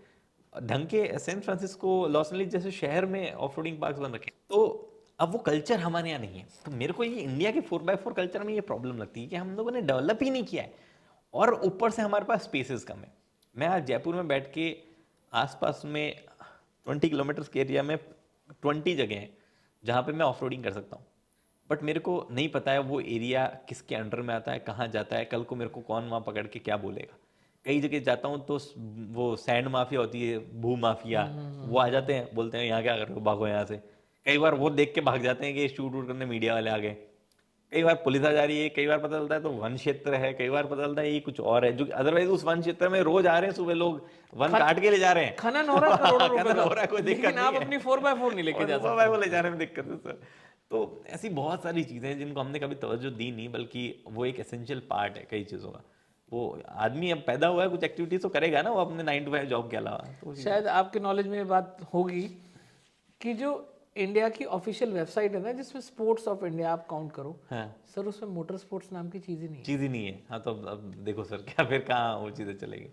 हमारे यहाँ खेल गवर्नमेंट तो कंसिडर ही नहीं करती है इसको स्पोर्ट। बिल्कुल, खेल तो वही है जो आदमी खुद अकेले खेल ले बैठ के। I will not be surprise कई ढंग के स्पोर्ट भी काउंट ना मतलब चीज़ें होंगी जो कि अदरवाइज चलती होंगी ग्लोबली, उसको भी काउंट ना करें। फार्मूला रेसेस क्यों चले गए यहाँ से? हाँ ये अगेन एक अब अच्छा, मुझे कई लोग बोलते हैं कि मोटो जीपी जब दोबारा आया था ना, तो बोला मोटो जीपी देखो बिग सक्सेस इंडिया में, बाइकिंग का कल्चर है। यार नहीं है, ठीक है F1 से थोड़ा ज़्यादा है, बिकॉज लोगों ने कभी समझा ही नहीं फॉर्मूला 1 में क्या हो रहा है, लोगों ने कभी समझा ही नहीं मोटो जीपी के पीछे क्या क्या चीज़ें हो रही है। आप वो चीज़ देख के, आपको इंटरेस्ट है, आप देख के उसके अंदर डीप घुस तो सकते हो, बट आप जैसे ही वो डिजिटल वर्ल्ड से बाहर आते हो आप देखते हो ऐसा बाहर तो कहीं माहौल नहीं है, तो फिर वो वहाँ चीज़ें मर जाती है। मेरे दोस्त हैं एक फैसल, उनके साथ में इटली था, इटली में एक जगह, नहीं इटली में, मोनाको इटली में है ना, नहीं मोनाको स्पेन में, फ्रांस में, फ्रांस के पास में आता है शायद। हम फ्रांस थे या इटली थे, कहीं पे तो थे। तो बात चल रही थी कि भाई वहाँ पे वो होता है एक बहुत ही बढ़िया सर्किट है, वहाँ पे वो रेस होती है। मेरे को फॉर्मूला 1 में बहुत ज़्यादा इंटरेस्ट नहीं है, तो बोले यार, मैंने कहा चला जा, बोलता है अरे अब कहाँ, तो टिकट नहीं मिलेगी, वो मैं मिल जाएगी, इतना भी क्या है। बोले ना ना, यहाँ लोग 7-8 महीने पहले प्रिपेयर हो जाते हैं कि सीजन में 4 रेस इस डेट पे यहाँ होनी है तो इसके, और हम लोग सेम ट्रिप पे 2-3 दिन बाद में शायद हम मिलान से आगे कहीं क्रॉस कर रहे थे और वहाँ पे रेस थी, हमें होटल नहीं मिली सर रुकने को रात को। इतना ज़बरदस्त माहौल होता है उसका, कितना क्रेज है, कितना गवर्नमेंट क्रेज भी है सपोर्ट बताओ कर रही है, पब्लिक में भी कितना इंटरेस्ट है। सर। वो रेस खत्म हुई है, उस स्टेडियम से लाखों लोग निकले होंगे इधर उधर, उन लोगों के बीच से हम निकले, हमें कोई भी ऐसे हुड़दंगी टाइप चीज नहीं दिखी, एकदम शांति से ऑपरेशन हुआ। ठीक है ट्रैफिक नॉर्मल से ज्यादा दिखा था हमें, but at the same time उस रेस में लाखों लोग ऑनलाइन देख रहे हैं, जा रहे हैं, क्रेज है, समझ रहे हैं, फिर भी आगे स्पीड लिमिट में तरीके से तमीज से गाड़ी चला रहे हैं। मैं हाँ यार ये कैसे कैसे डेवलप हो जा रहा है कल्चर यार, हमारे यहाँ कब आएगा ये चीजें, हम कब समझेंगे कि there is a sport like F1 जिसमें इतनी ज्यादा मिनिस्कल लेवल पे चीजें जो है वो डिसाइड हो रही है, टेक्नोलॉजी चेंज हो रही है कि आप सोच भी नहीं सकते हो। वो एजुकेशन जब नीचे फ्लो होगी तब जाके लोगों को नॉर्मल गाड़ियों में ढंग की चीजें समझ में आएगी, तब तक हम लोगों को टच स्क्रीन और सनरूफ ही पसंद आएगा, क्योंकि हम लोगों को पता ही नहीं है गाड़ी के बारे में बाकी चीजें। मुझे लोग बोलते रहते हैं आप कैसे स्कोडा फॉक्सवैगन को क्रिटिसाइज कर देते हो, वो इतनी ड्राइवर ओरिएंटेड कार बनाते हैं।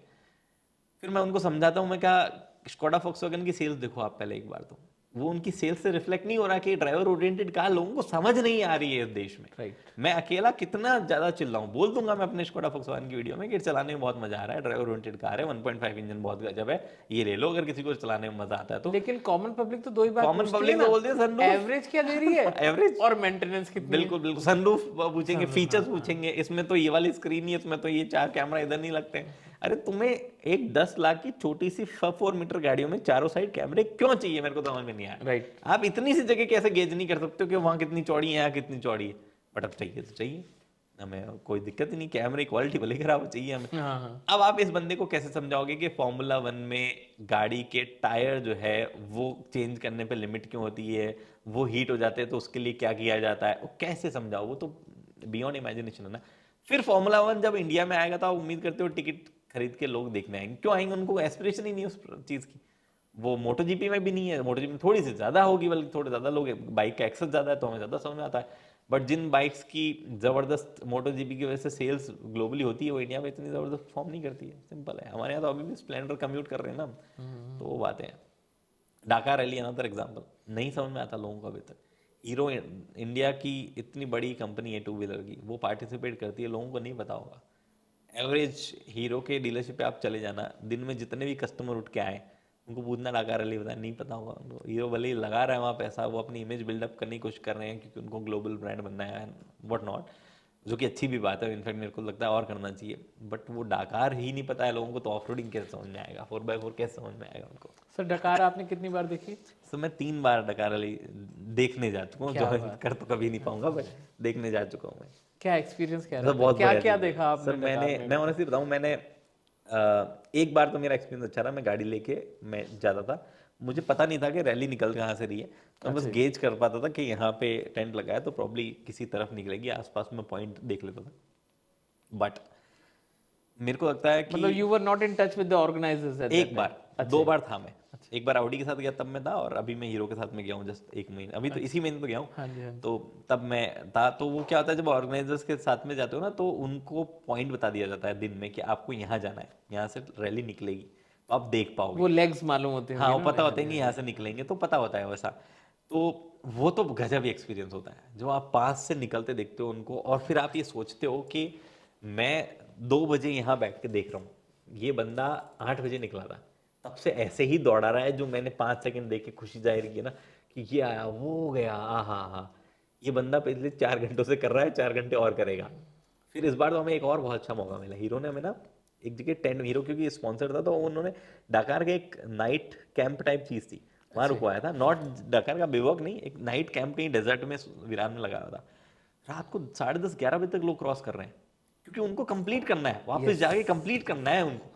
बोले मैं अब जीत तो रहा नहीं है वो बाकी 5-6-10 दिन जितने बचे हैं उसमें फर्स्ट आएगा ना तो भी नहीं जीत रहा है वो, क्योंकि उसने आज इतना टाइम लूज कर दिया। वो कंप्लीट कर रहा है, अभी भी कंप्लीट करना चाहता है वो, रात को 10-10 बजे कंप्लीट कर रहा है वो। Completion of rally is itself a winning. और रैली में मैं आपको बताऊं, हमारे यहाँ क्या बोले जाता है, it is not finished until it is finished. Exactly, बिल्कुल। मतलब एनीथिंग कैन हैपन, क्योंकि आपको नहीं मालूम, आप मे बी 10th आ रहे हो, लेकिन जो फर्स्ट सेकंड आ रहा है जिनके साथ आप सोच रहे हो कोई कंपटीशन नहीं है, घंटों से पीछे हो, आपको नहीं मालूम कि फाइनल लेग में पता चला उसका ब्रेकडाउन हो जाए। हाँ बिल्कुल। और हुआ है कई बार। आई थिंक जो ऑडी रैली जीती थी सेकंड लास्ट वाली, उसमें शायद ऐसा कुछ इंसिडेंट था, मुझे एग्जैक्टली रिकॉल नहीं कर पा रहा हूँ, बट जहाँ पे ऑडी की जो अदरवाइज जीत रही थी कार, वो कार जो है वो खराब हो गई, तो जो दूसरी कार जिसका जीतने का कोई चांस नहीं, वो बंदा फिर भी चल रहा है वहाँ पे, उसने अपनी कार से कुछ पार्ट अरेंज करके उसको दिया ताकि वो फिनिश करके जीत भी जाए। क्या बात है। जबकि वो चाहता तो छोड़ सकता था ना कि भाई ठीक है मैं तो वैसे ही नहीं जीत रहा, क्यों फालतू मेहनत करूं, घर जाके सोऊंगा मैं। तो that spirit of doing it, completing it. In fact अभी वो संजय टकाले जी जिनकी हम बात भी कर रहे हैं, मैं इस बार मिल नहीं पाया उनको, डाकार में ही था मैं, तो मिल नहीं पाया, बट पहला बंदा है जिसने डाकार फिनिश करी है, first Indian to finish it. जीतना इतना छोड़ो, आसपास भी नहीं है। In fact he is part of a different category all together, classic car rally, Dakar classic का पार्ट है वो, उसमें भी फिनिश करना, first Indian to do it now. Dakar कब से चल रही है, and he participated for the first time and he finished. ये बहुत बड़ी बात है। तो ये चीजें हैं सर, बाकी लेट्स सी। मुझे लगता है अब धीरे धीरे समझेंगे लोग तो बात बनेगी, 10-12 साल बाद में इंस्पिरेशन जागेगी। एक डकार में पार्टिसिपेशन का क्या कॉस्ट आती होगी आप सर? मैं इस बार ही बात कर रहा था डकार के ऑर्गेनाइजर से, एक बंदे थे, मैंने उनको पूछा था क्या कॉस्ट आती है। इट डिपेंड्स आप किस कैटेगरी में जा रहे हो और आप क्या करने जा रहे हो। So there are people who can adjust with, there is a category जैसे बाइक में ओरिजिनल बाय मोटूल करके कैटेगरी है, जिसमें उनको 2 बक्से मिलते हैं छोटे से, वो डाकार के बंदे इधर उधर कैरी कर लेते हैं, उनको सिर्फ बाकी चीज़ों का एक बहुत ही मिनिमल कॉस्ट देना होता है। आई थिंक वो कॉस्ट भी बहुत ज़्यादा नहीं है, इट्स समथिंग, मुझे उन्होंने ना रियाल में फिगर बताया था, तो मैं कन्वर्ट नहीं कर पा रहा हूँ क्योंकि सऊदीया में होती है तो रियाल में बता रहे थे वो, but I think that translates to 40 lakh something, जिसमें उनका सब आना, बाइक रहना, वो सब हो जाता है उसमें।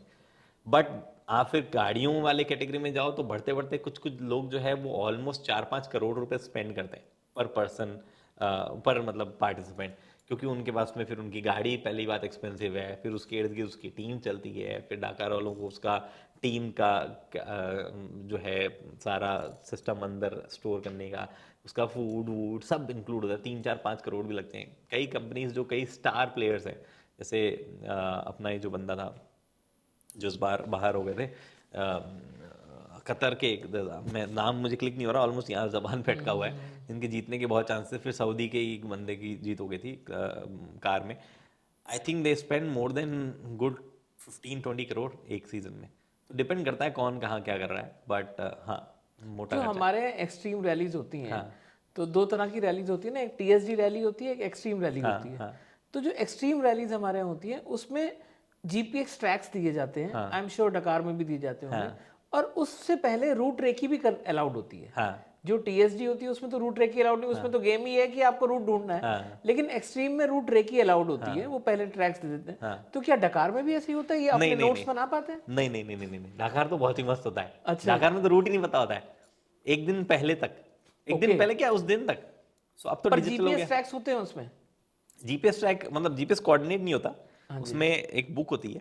सो क्या होता है ना, जैसे आपने एक क्यू कार्ड पकड़ रखा है ना, तो ये क्यू कार्ड टाइप एक स्क्रीन है, उस पर आता रहता है कि भाई आप यहाँ से निकले हो 200 मीटर बाद में इतना टन या इतना टन। नहीं सर, हमारे जो रैलीज होती हैं इसमें क्या होता है, टीएसडी रैलीज होती हैं, टीएसडी रैली में रोड बुक दी होती है। जो रोड बुक दी गई है उसमें मालूम है कि आपने यहाँ से 100 मीटर्स जाना है, स्पीड रखनी है 20 की। हाँ, वो उसके बाद आपने राइट लिया, राइट लेने के बाद आपने 5 किलोमीटर जाना है, स्पीड रखनी है 45 की। फिर आप तो उसको बोला जाता है हमारे यहाँ रोड बुक। रोड बुक, और जो डाकार में रोड बुक फॉलो होती है। अच्छा road book road book follow होती है। लेकिन रोड बुक में शायद क्या स्पीड लिमिट्स होती है कि एक्सट्रीम जितना मर्जी पे लो? सेक्शंस में होती है, जैसे कि मान लो अगर लिखी है तो उसका कोई लॉजिक होगा। अगर उसमें लिखा आ रहा है इस सेक्शन में 20 की लिमिट है, तो प्रोबेबली वहां से कोई गांव आ रहा होगा या कोई सेटलमेंट तो है इट इज या लाइक रोड टीएसडी। होगी। हाँ, तो टीएसडी नहीं होगी, एक्सट्रीम नहीं नहीं, वो सो बेसिकली जो सेक्शन में स्पीड लिमिट नहीं है वहां पे, तो वो फिर एक्सट्रीम ही है। अच्छा, तो उसमें मैक्सिमम लिमिट दी होती है? Maximum limit by category set होती है ओके। कि a bike can not go about this, a truck can not go about 160, वो व्हीकल ही नहीं जा सकता उससे ऊपर। राइट। तो वैसे वाला तो अपने आप हो गया, आप कोई 160 टच नहीं कर पा रहा हो तो वहां प्रॉब्लम अलग है, ट्रेन में अलाउड नहीं होगा या ड्राइवर में कैपेबिलिटी नहीं है। लेकिन अगर मैक्सिमम स्पीड 160 दे दी फिर तो एक्सट्रीम ही हो गया ना सर। हाँ बिल्कुल। अरे क्योंकि जो सर, यहाँ टीएसडी है इसकी मैक्सिमम स्पीड लिमिट होती है 44.9, 45 से ऊपर नहीं दे सकते। हमारे यहाँ प्रॉब्लम फिर अलग है। जैसे मुझे कई लोग पूछते हैं क्या डाकार इंडिया में ऑर्गेनाइज होता है? नहीं हो सकता। 500 कभी नहीं किलोमीटर हो एक दिन का स्टेज करते हैं सर। 8000 किलोमीटर की रैली है 15 दिन की, वो कैसे करोगे? कहाँ से लाओगे इतना ट्रेन? और वो जिस खाली लैंडस्केप में दौड़ाते हैं गाड़ी, मतलब आप वो 1 किलोमीटर दूर भी है ना तो पता नहीं कब नजदीक पहुंच जाए, इतना खाली लैंडस्केप ही नहीं है अपने पास में। तो Dakar is a very different, and plus they have GPS pointer edge, and वो तो मॉनिटर भी सैटेलाइट से होता रहता है। तो अगर आपने जीपीएस मिस किया है, उस दिन आके उन्होंने डेटा लॉगर में डाला है कि भाई आपने एक पॉइंट मिस किया, तो उसकी पेनल्टी अलग लगती है। ओके, टीसीज नहीं होते वहां पर? वहां पर नहीं नहीं, मतलब वहाँ पे इलेक्ट्रॉनिक टीसी हो हाँ, गए, बिल्कुल बिल्कुल। वहाँ पे सेल्फ टीसी वहाँ जिसे पे कहा क्योंकि जाता करा नहीं जा सकता ना, 500 किलोमीटर में ऑलमोस्ट 300 पार्टिसिपेंट को कैसे गेज करोगे आप? एंड उसके ऊपर से आजकल तो डिफिकल्ट और होने लग गया है कि एक दिन होगा जिसमें बाइकर्स और कार अलग जा रही है, ट्रक्स अलग जा रहे हैं, वो अलग अलग जगह और पकड़ रहे हैं, रूट भी सेम नहीं है। तो वो होता। जीपीएस ट्रैकर्स लगा के वो आपका रूट ट्रैक कर तो लेते it is accurate to almost 50 metres. ऐसा है कि भाई आपको लोकेशन दे दी कि यहाँ जाना है, अब आप उसके 30 मीटर इधर भी निकल गए, 10 मीटर इधर निकल गए, कोई दिक्कत नहीं है, बट उसके इर्द गिर्द से ही निकलना है, ऐसे तो वाला। ज्यादातर जो है वो वही फॉलो द ट्रैक करते होंगे जैसे हमारे यहाँ हाँ, राजस्थान में सो होता है। जो फर्स्ट बाइक वाला जा रहा है उसकी ये स्थिति है क्योंकि वो खाली कुछ भी ट्रैक नहीं बना हुआ, वो सीधा जा रहा है, उसको पता भी नहीं कहाँ जाना है। अगर उस बंदे ने रोड बुक में कुछ गलत पढ़ा और करेक्ट नहीं किया तो उसके पीछे वाला भी उसके पीछे पीछे चला जाता है कई बार। फिर वो कोई दिमागदार बंदा होगा जो देखता है, जो एक्सपीरियंस बंदा है, कह रहे वो जो सामने ट्रैक गया उसको छोड़ो, मैं तो फिर भी देखूंगा रोड बुक में कहाँ जाना है।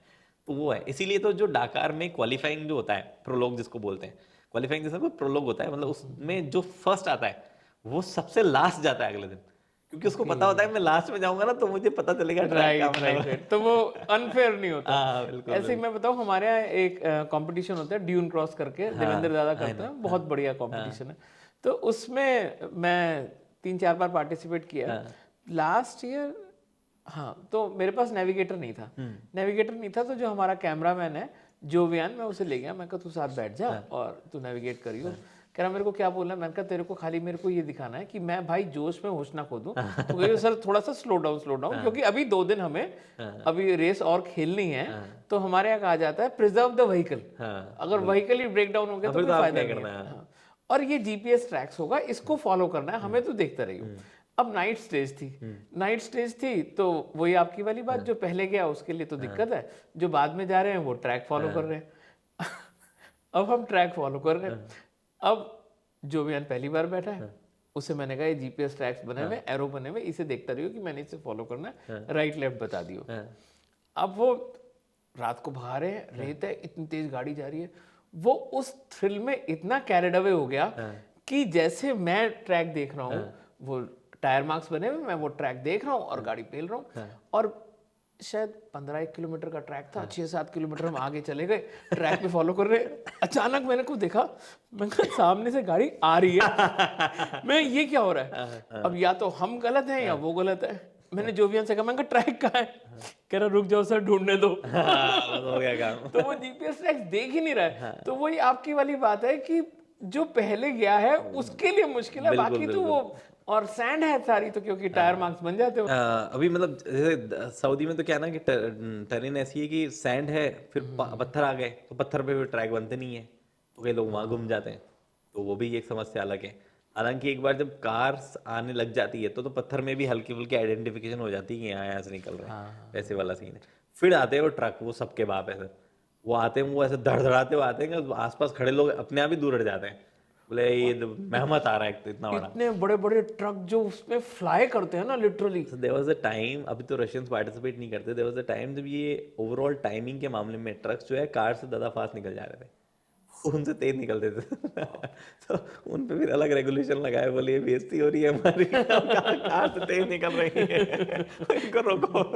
और सारी कार स्पॉन्सर्ड होती हैं। हाँ सारी, ऑलमोस्ट सारी, मतलब अब तो उन्होंने कैटेगरी वैसे डिफाइन कर दी कि स्पॉन्सर्ड कार लगा रही। इनफैक्ट अब तो वो एक रैली क्या T2 कैटेगरी में तो उन गाड़ियों को भी डाल रहे हैं जो कि ऑलमोस्ट स्टॉक जैसी आएगी। अच्छे। Not exactly stock car obviously, tyre भी चेंज कर लिया तो स्टॉक बचती नहीं है, बट वो ऑलमोस्ट स्टॉक कंडीशन में भी गाड़ियाँ लाएंगे, जिसमें डिफेंडर अगले साल कॉम्पीट करेगी। अच्छे। हाँ डिफेंडर नेक्स्ट ईयर से कॉम्पीट करेगी, वो इसी साल अनाउंसमेंट किया था उन्होंने, तो वो है।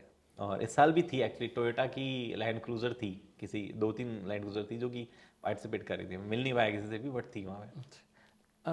वैसे वो मित्सुबिशी मोंटेरो करती है ना सर उसमें? सर वो एक दौर था सर, वो अब वो दौर मित्सुबिशी का एक दौर था डकार में, और फिर वो खत्म हुआ, फिर वो टोयोटा ने हाइलक्स में एक लंबा दौर आया जो कि अभी भी मोरलेस चलता रहा है। अभी बीच में फोर्ड बहुत ट्राई कर रहा है, इस बार बहुत सारी फोर्ड थी। जैसे मोंटेरो जैसी कोई कार नहीं थी सर वो अलग चार्म था सर, उस टाइम जब थी तब तो बहुत ही अलग चार्म था उसका, नो डाउट। पता नहीं कैसे मित्सुबिशी ग्रिप ही लूज कर गई पूरे मार्केट के, मतलब इंडिया में नहीं, बहुत सारी जगहों पे ही लूज कर गई वो, कोई ऐसा बड़ा मार्केट बचा ही नहीं सर उनका। What happened wrong with Mitsubishi? I don't know, मतलब कहाँ पे, या तो प्रॉब्ली बाकी जापानीज प्लेयर बहुत ज़्यादा बड़े हो गए, प्लस अगर आप देखो तो टोयोटा ने ऑलमोस्ट हर टाइम पे सही मूव ले लिया है किसी न किसी तरीके से, और वो सरवाइव कर गए उस मूव की वजह से। ऑल्सो टोयोटा को यूएस मार्केट का बहुत अच्छा सहारा मिला है हमेशा।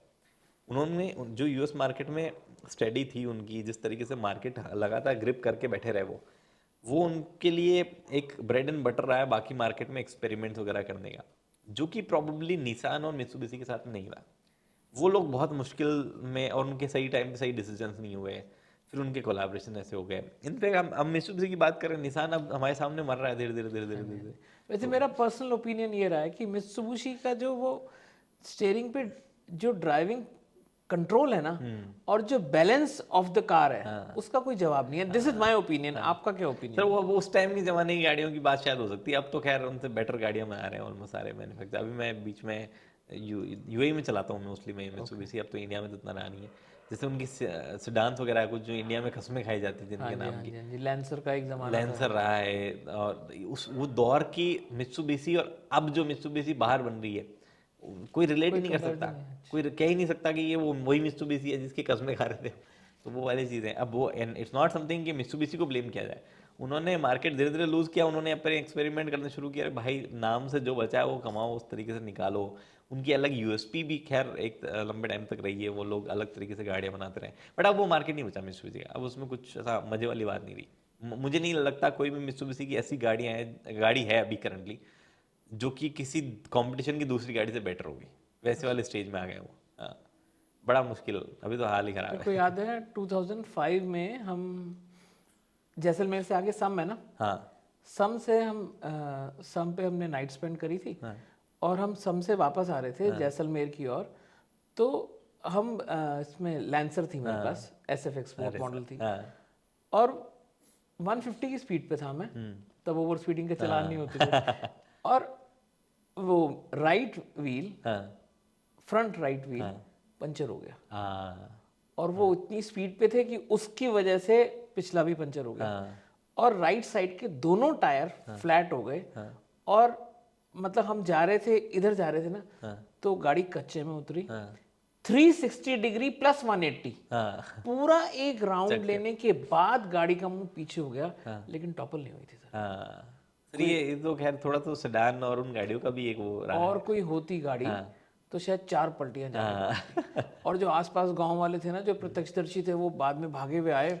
तो जो भी मेरे से हो सकता था उस समय, जिधर गाड़ी जा रही है उससे उल्टी तरफ स्टीयरिंग घुमा रहे, ये कर रहे, वो कर रहे, फ्रैक्शन ऑफ सेकंड्स में होता है। तो जो आए थे ना प्रत्यक्षदर्शी, वो इतनी धूल उड़ी, इतनी गाड़ी चू चू चू चू करने लगी, कह रहे हमें लगा कि किसी पिक्चर की शूटिंग हो रही है। बिल्कुल ये हाल था। नहीं वो एक अच्छा दौर था एक्चुअली मित्सुबिशी की गाड़ियों का। तो मैंने तो फर्स्ट हैंड एक्सपीरियंस किसी का लिया, नई गाड़ी का एक्सपीरियंस लिया ही नहीं कभी। अच्छा, मैं तो यूज्ड ही चलाई है, क्योंकि फर्स्ट जो एकदम ब्रांड न्यू नई मित्सुबिशी इंडिया में मैंने चलाई थी ना, वो पजेरो थी। अच्छे। हाँ, वो हमारे एक रिलेटिव थे, वो पुरानी वाली लेके आए थे। बुलडॉग पजरो। हाँ, वो रिलेटिव लेके आए थे, वो लाए और मैंने वो चलाई थी। मैंने कहा यार ये तो नहीं, तो बहुत बढ़िया लग रही है। तो उसका माहौल, पजेरो अलग का ही माहौल बात था थी सर उसकी। उस हाँ टाइम जी, पे, हाँ जी। अलग ही पजेरो। और उस टाइम वो मूवीज वूवीज सब चीज़ों का माहौल बहुत बढ़िया बना हुआ था हाँ पजेरो में। तो वो तो अलग फील थी क्या। सर, कमिंग बैक टू डकार, हाँ क्योंकि मैं रैलिस्ट हूँ ना, मेरे को वो हाँ। मतलब मेरे को लग रहा है, मतलब आई एम फीलिंग एनवियस कि आप क्या चीज़ देखा है सर हम मैं कभी बता नहीं रहा हूँ, देख डाकार पाए। सबको देखना चाहिए। अगर आप में हल्का फुल्का भी मोटर स्पोर्ट का कीड़ा है अरे ना, आपको सर, डाकार देखना। मैं तो वो तो इनफैक्ट अल्टीमेट है। जो फॉर्मूला वन फैंस है उनको बोलता हूँ कि आप एक बार डाकार देखो, आपको लगेगा कि this is a different world all together. ठीक है, फॉर्मूला वन आई रेस्पेक्ट उनकी टेक्नोलॉजी एडवांसमेंट सब कुछ है, बट फॉर्मूला वन को फेम मिलने का एक और बड़ा रीजन रहा है कि इट कैन बी टेलीकास्टेड। डाकार को टेलीकास्ट नहीं किया नहीं जा कर सकता, सकते, इट्स नहीं नॉट कर सकते। पॉसिबल। पहला बाइकर लास्ट निकलने वाले बंदे से ऑलमोस्ट 200-300 किलोमीटर के डिफरेंस पे होता है। 200-300 किलोमीटर कैसे कवर करोगे आप? Exactly, and exactly. It's not कि लैप कि आप वहीं कर रहे हो सारे किलोमीटर, वो तो ओपन स्टेज है, कहाँ जा रहा है वो पता ही नहीं चल रहा है। वो हेलीकॉप्टर से करनी पड़ रही है उनको, हाँ, वो नहीं पकड़ पा और वो रहे। हेलीकॉप्टर के जो पायलट्स हैं वो भी अलग लेवल के सर होने वो चाहिए। अलग स्किल्ड है सर। वो ये पहाड़ है, वो गाड़ी हेलीकॉप्टर इधर से उड़ाते हैं, आप सोचते हो धीरे धीरे निकलता है और उसके बाद में ऐसा घूमता है कि आपका कैमरे का पैन जो है वो ढीला पड़ जाता है। हेलीकॉप्टर से फास्ट निकल के जा रहा हो, गाड़ी को ऐसे टच करते हुए नीचे से निकल के जा रहा है। वो तो दिमाग घूम जाता है कभी कभी उनको शूट करते देखता हूँ।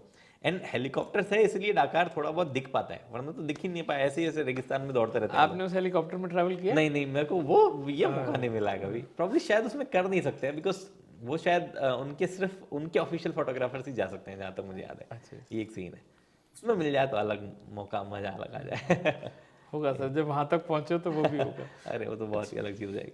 अब अगर हम डकार की बात करें तो 3-4 बेसिक चीज़ों की बात करते हैं।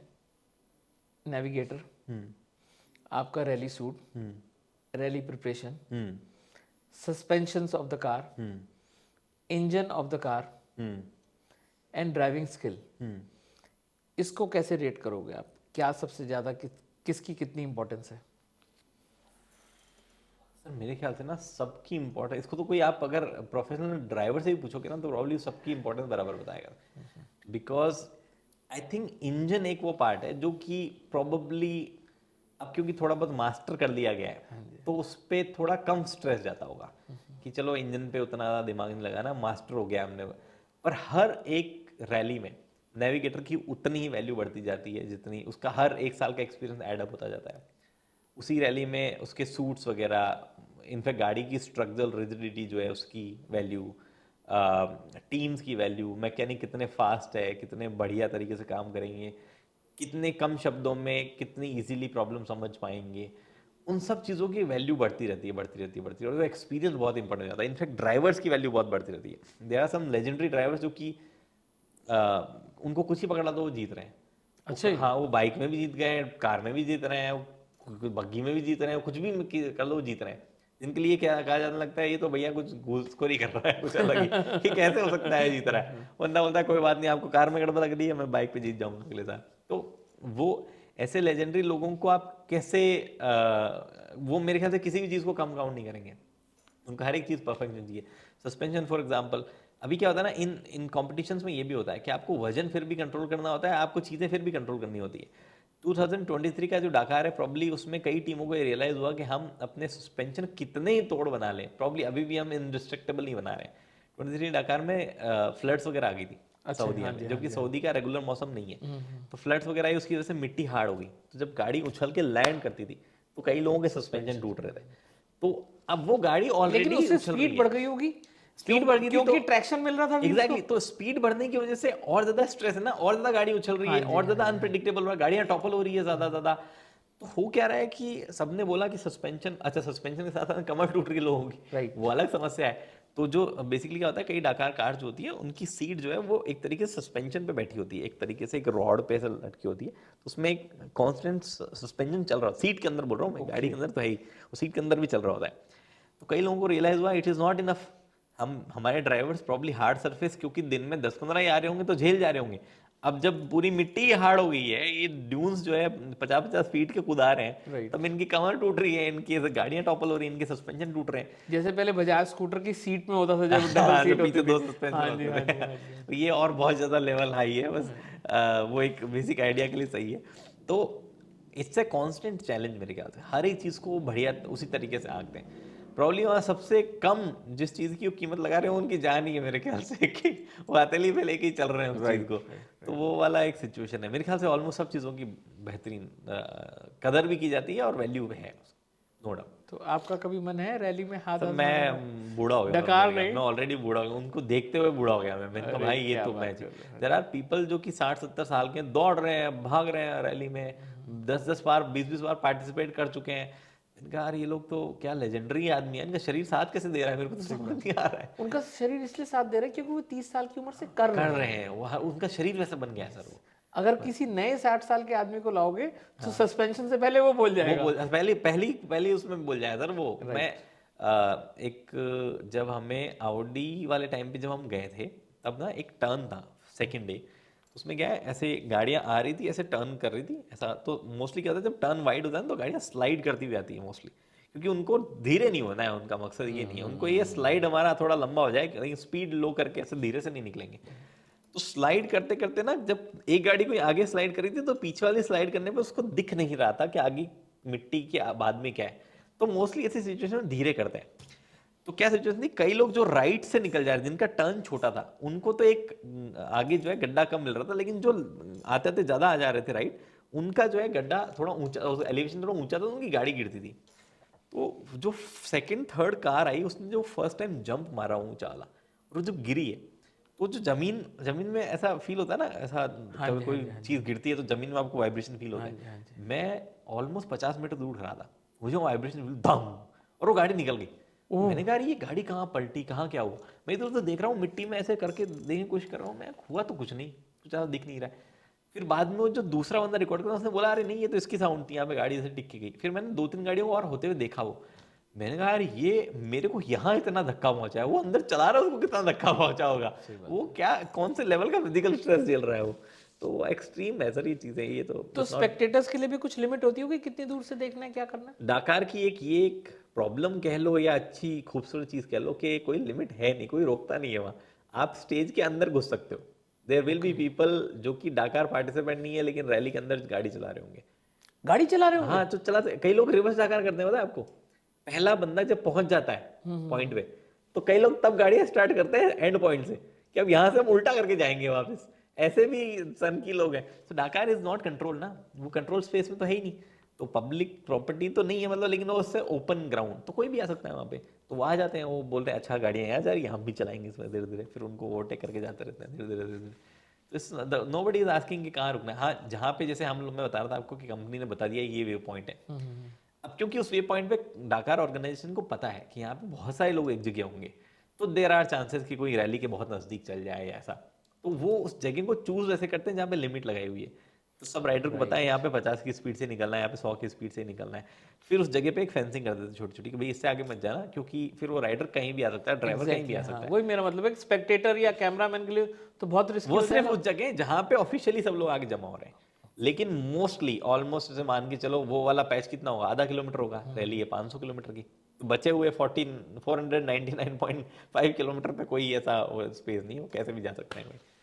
तो भाई ऐसा ओपन है। हाँ बस ये है कि अब क्योंकि सिर्फ सऊदी अरब में होता है तो लोगों को इन्फॉर्मेशन है कि रैली हो रही है, तो थोड़ा सा गवर्नमेंट भी बोल के रखती है कि भैया रैली स्टेज के बीच में मत जाना, मौत हो सकती है। डाकार में होते हैं एक्सीडेंट, डेथ होती है, विजिटर्स की, स्पेक्टेटर की, मीडिया पर्सन की, सबकी डेथ हुई है डाकार में। गाड़ियों के अंदर आधे भिड़ जाते हैं। लास्ट ईयर ही ये 25 है, 24 में डेथ हुई थी एक बंदे की। ट्रक जो है उसके ऊपर चढ़ गया था, वो फोटो वोटो कुछ निकाल रहा था, ट्रक को दिखा नहीं, दूसरी गाड़ी की मिट्टी की वजह से उसके ऊपर चढ़ गया। तूने जाना है कवर करने?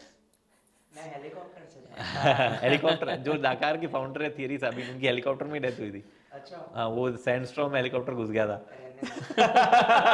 और बताओ। ये बढ़िया है। सर वापस इंडियन ऑटोमोबाइल इंडस्ट्री पे आते हैं। जी जी सर। ऐसी इंडियन मार्केट में कार्स जो बहुत अच्छी कार्स थी पर सेल्स नहीं हो पाई, इसलिए डिसकंटिन्यू हो गई। बहुत पीटी है सर, बहुत सारी गाड़ियां होंगी तो। जो बहुत अच्छी लगी आपको, जो चलने लायक थी, मगर उसे उसकी वैल्यू नहीं मिल पाई। उसकी वैल्यू नहीं मिल पाई। सर से बहुत सारी गाड़ियां रही है मेरे ख्याल से। अभी से शुरू करते हैं जो अब से चल रही है। जैसे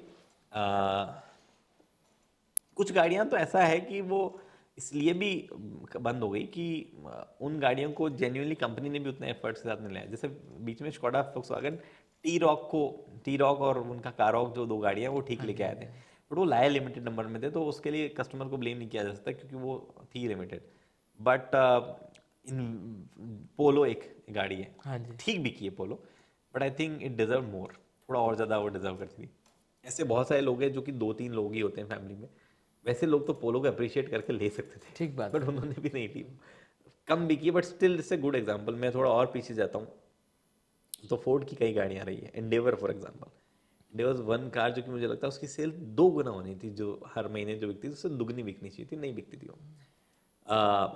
उसके अलावा मेरे ख्याल से फोर्ड की एस्पायर एक ऐसी गाड़ी थी जो कि शायद थोड़ी ज़्यादा बिकनी चाहिए थी और थोड़ा कंपनी को भी उसमें ज़्यादा काम करना चाहिए था।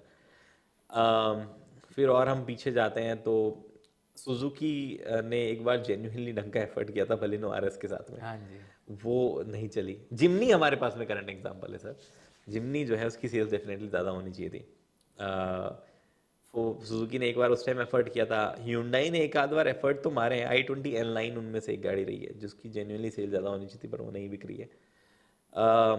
और बहुत रही है, फिएट की कुछ गाड़ियाँ रही है जिनकी डेफिनेटली वैल्यू भी ज़्यादा थी, अच्छी दे रहे थे वैल्यू भी, और बिकनी भी ज़्यादा अच्छी थी बट नहीं बिकी।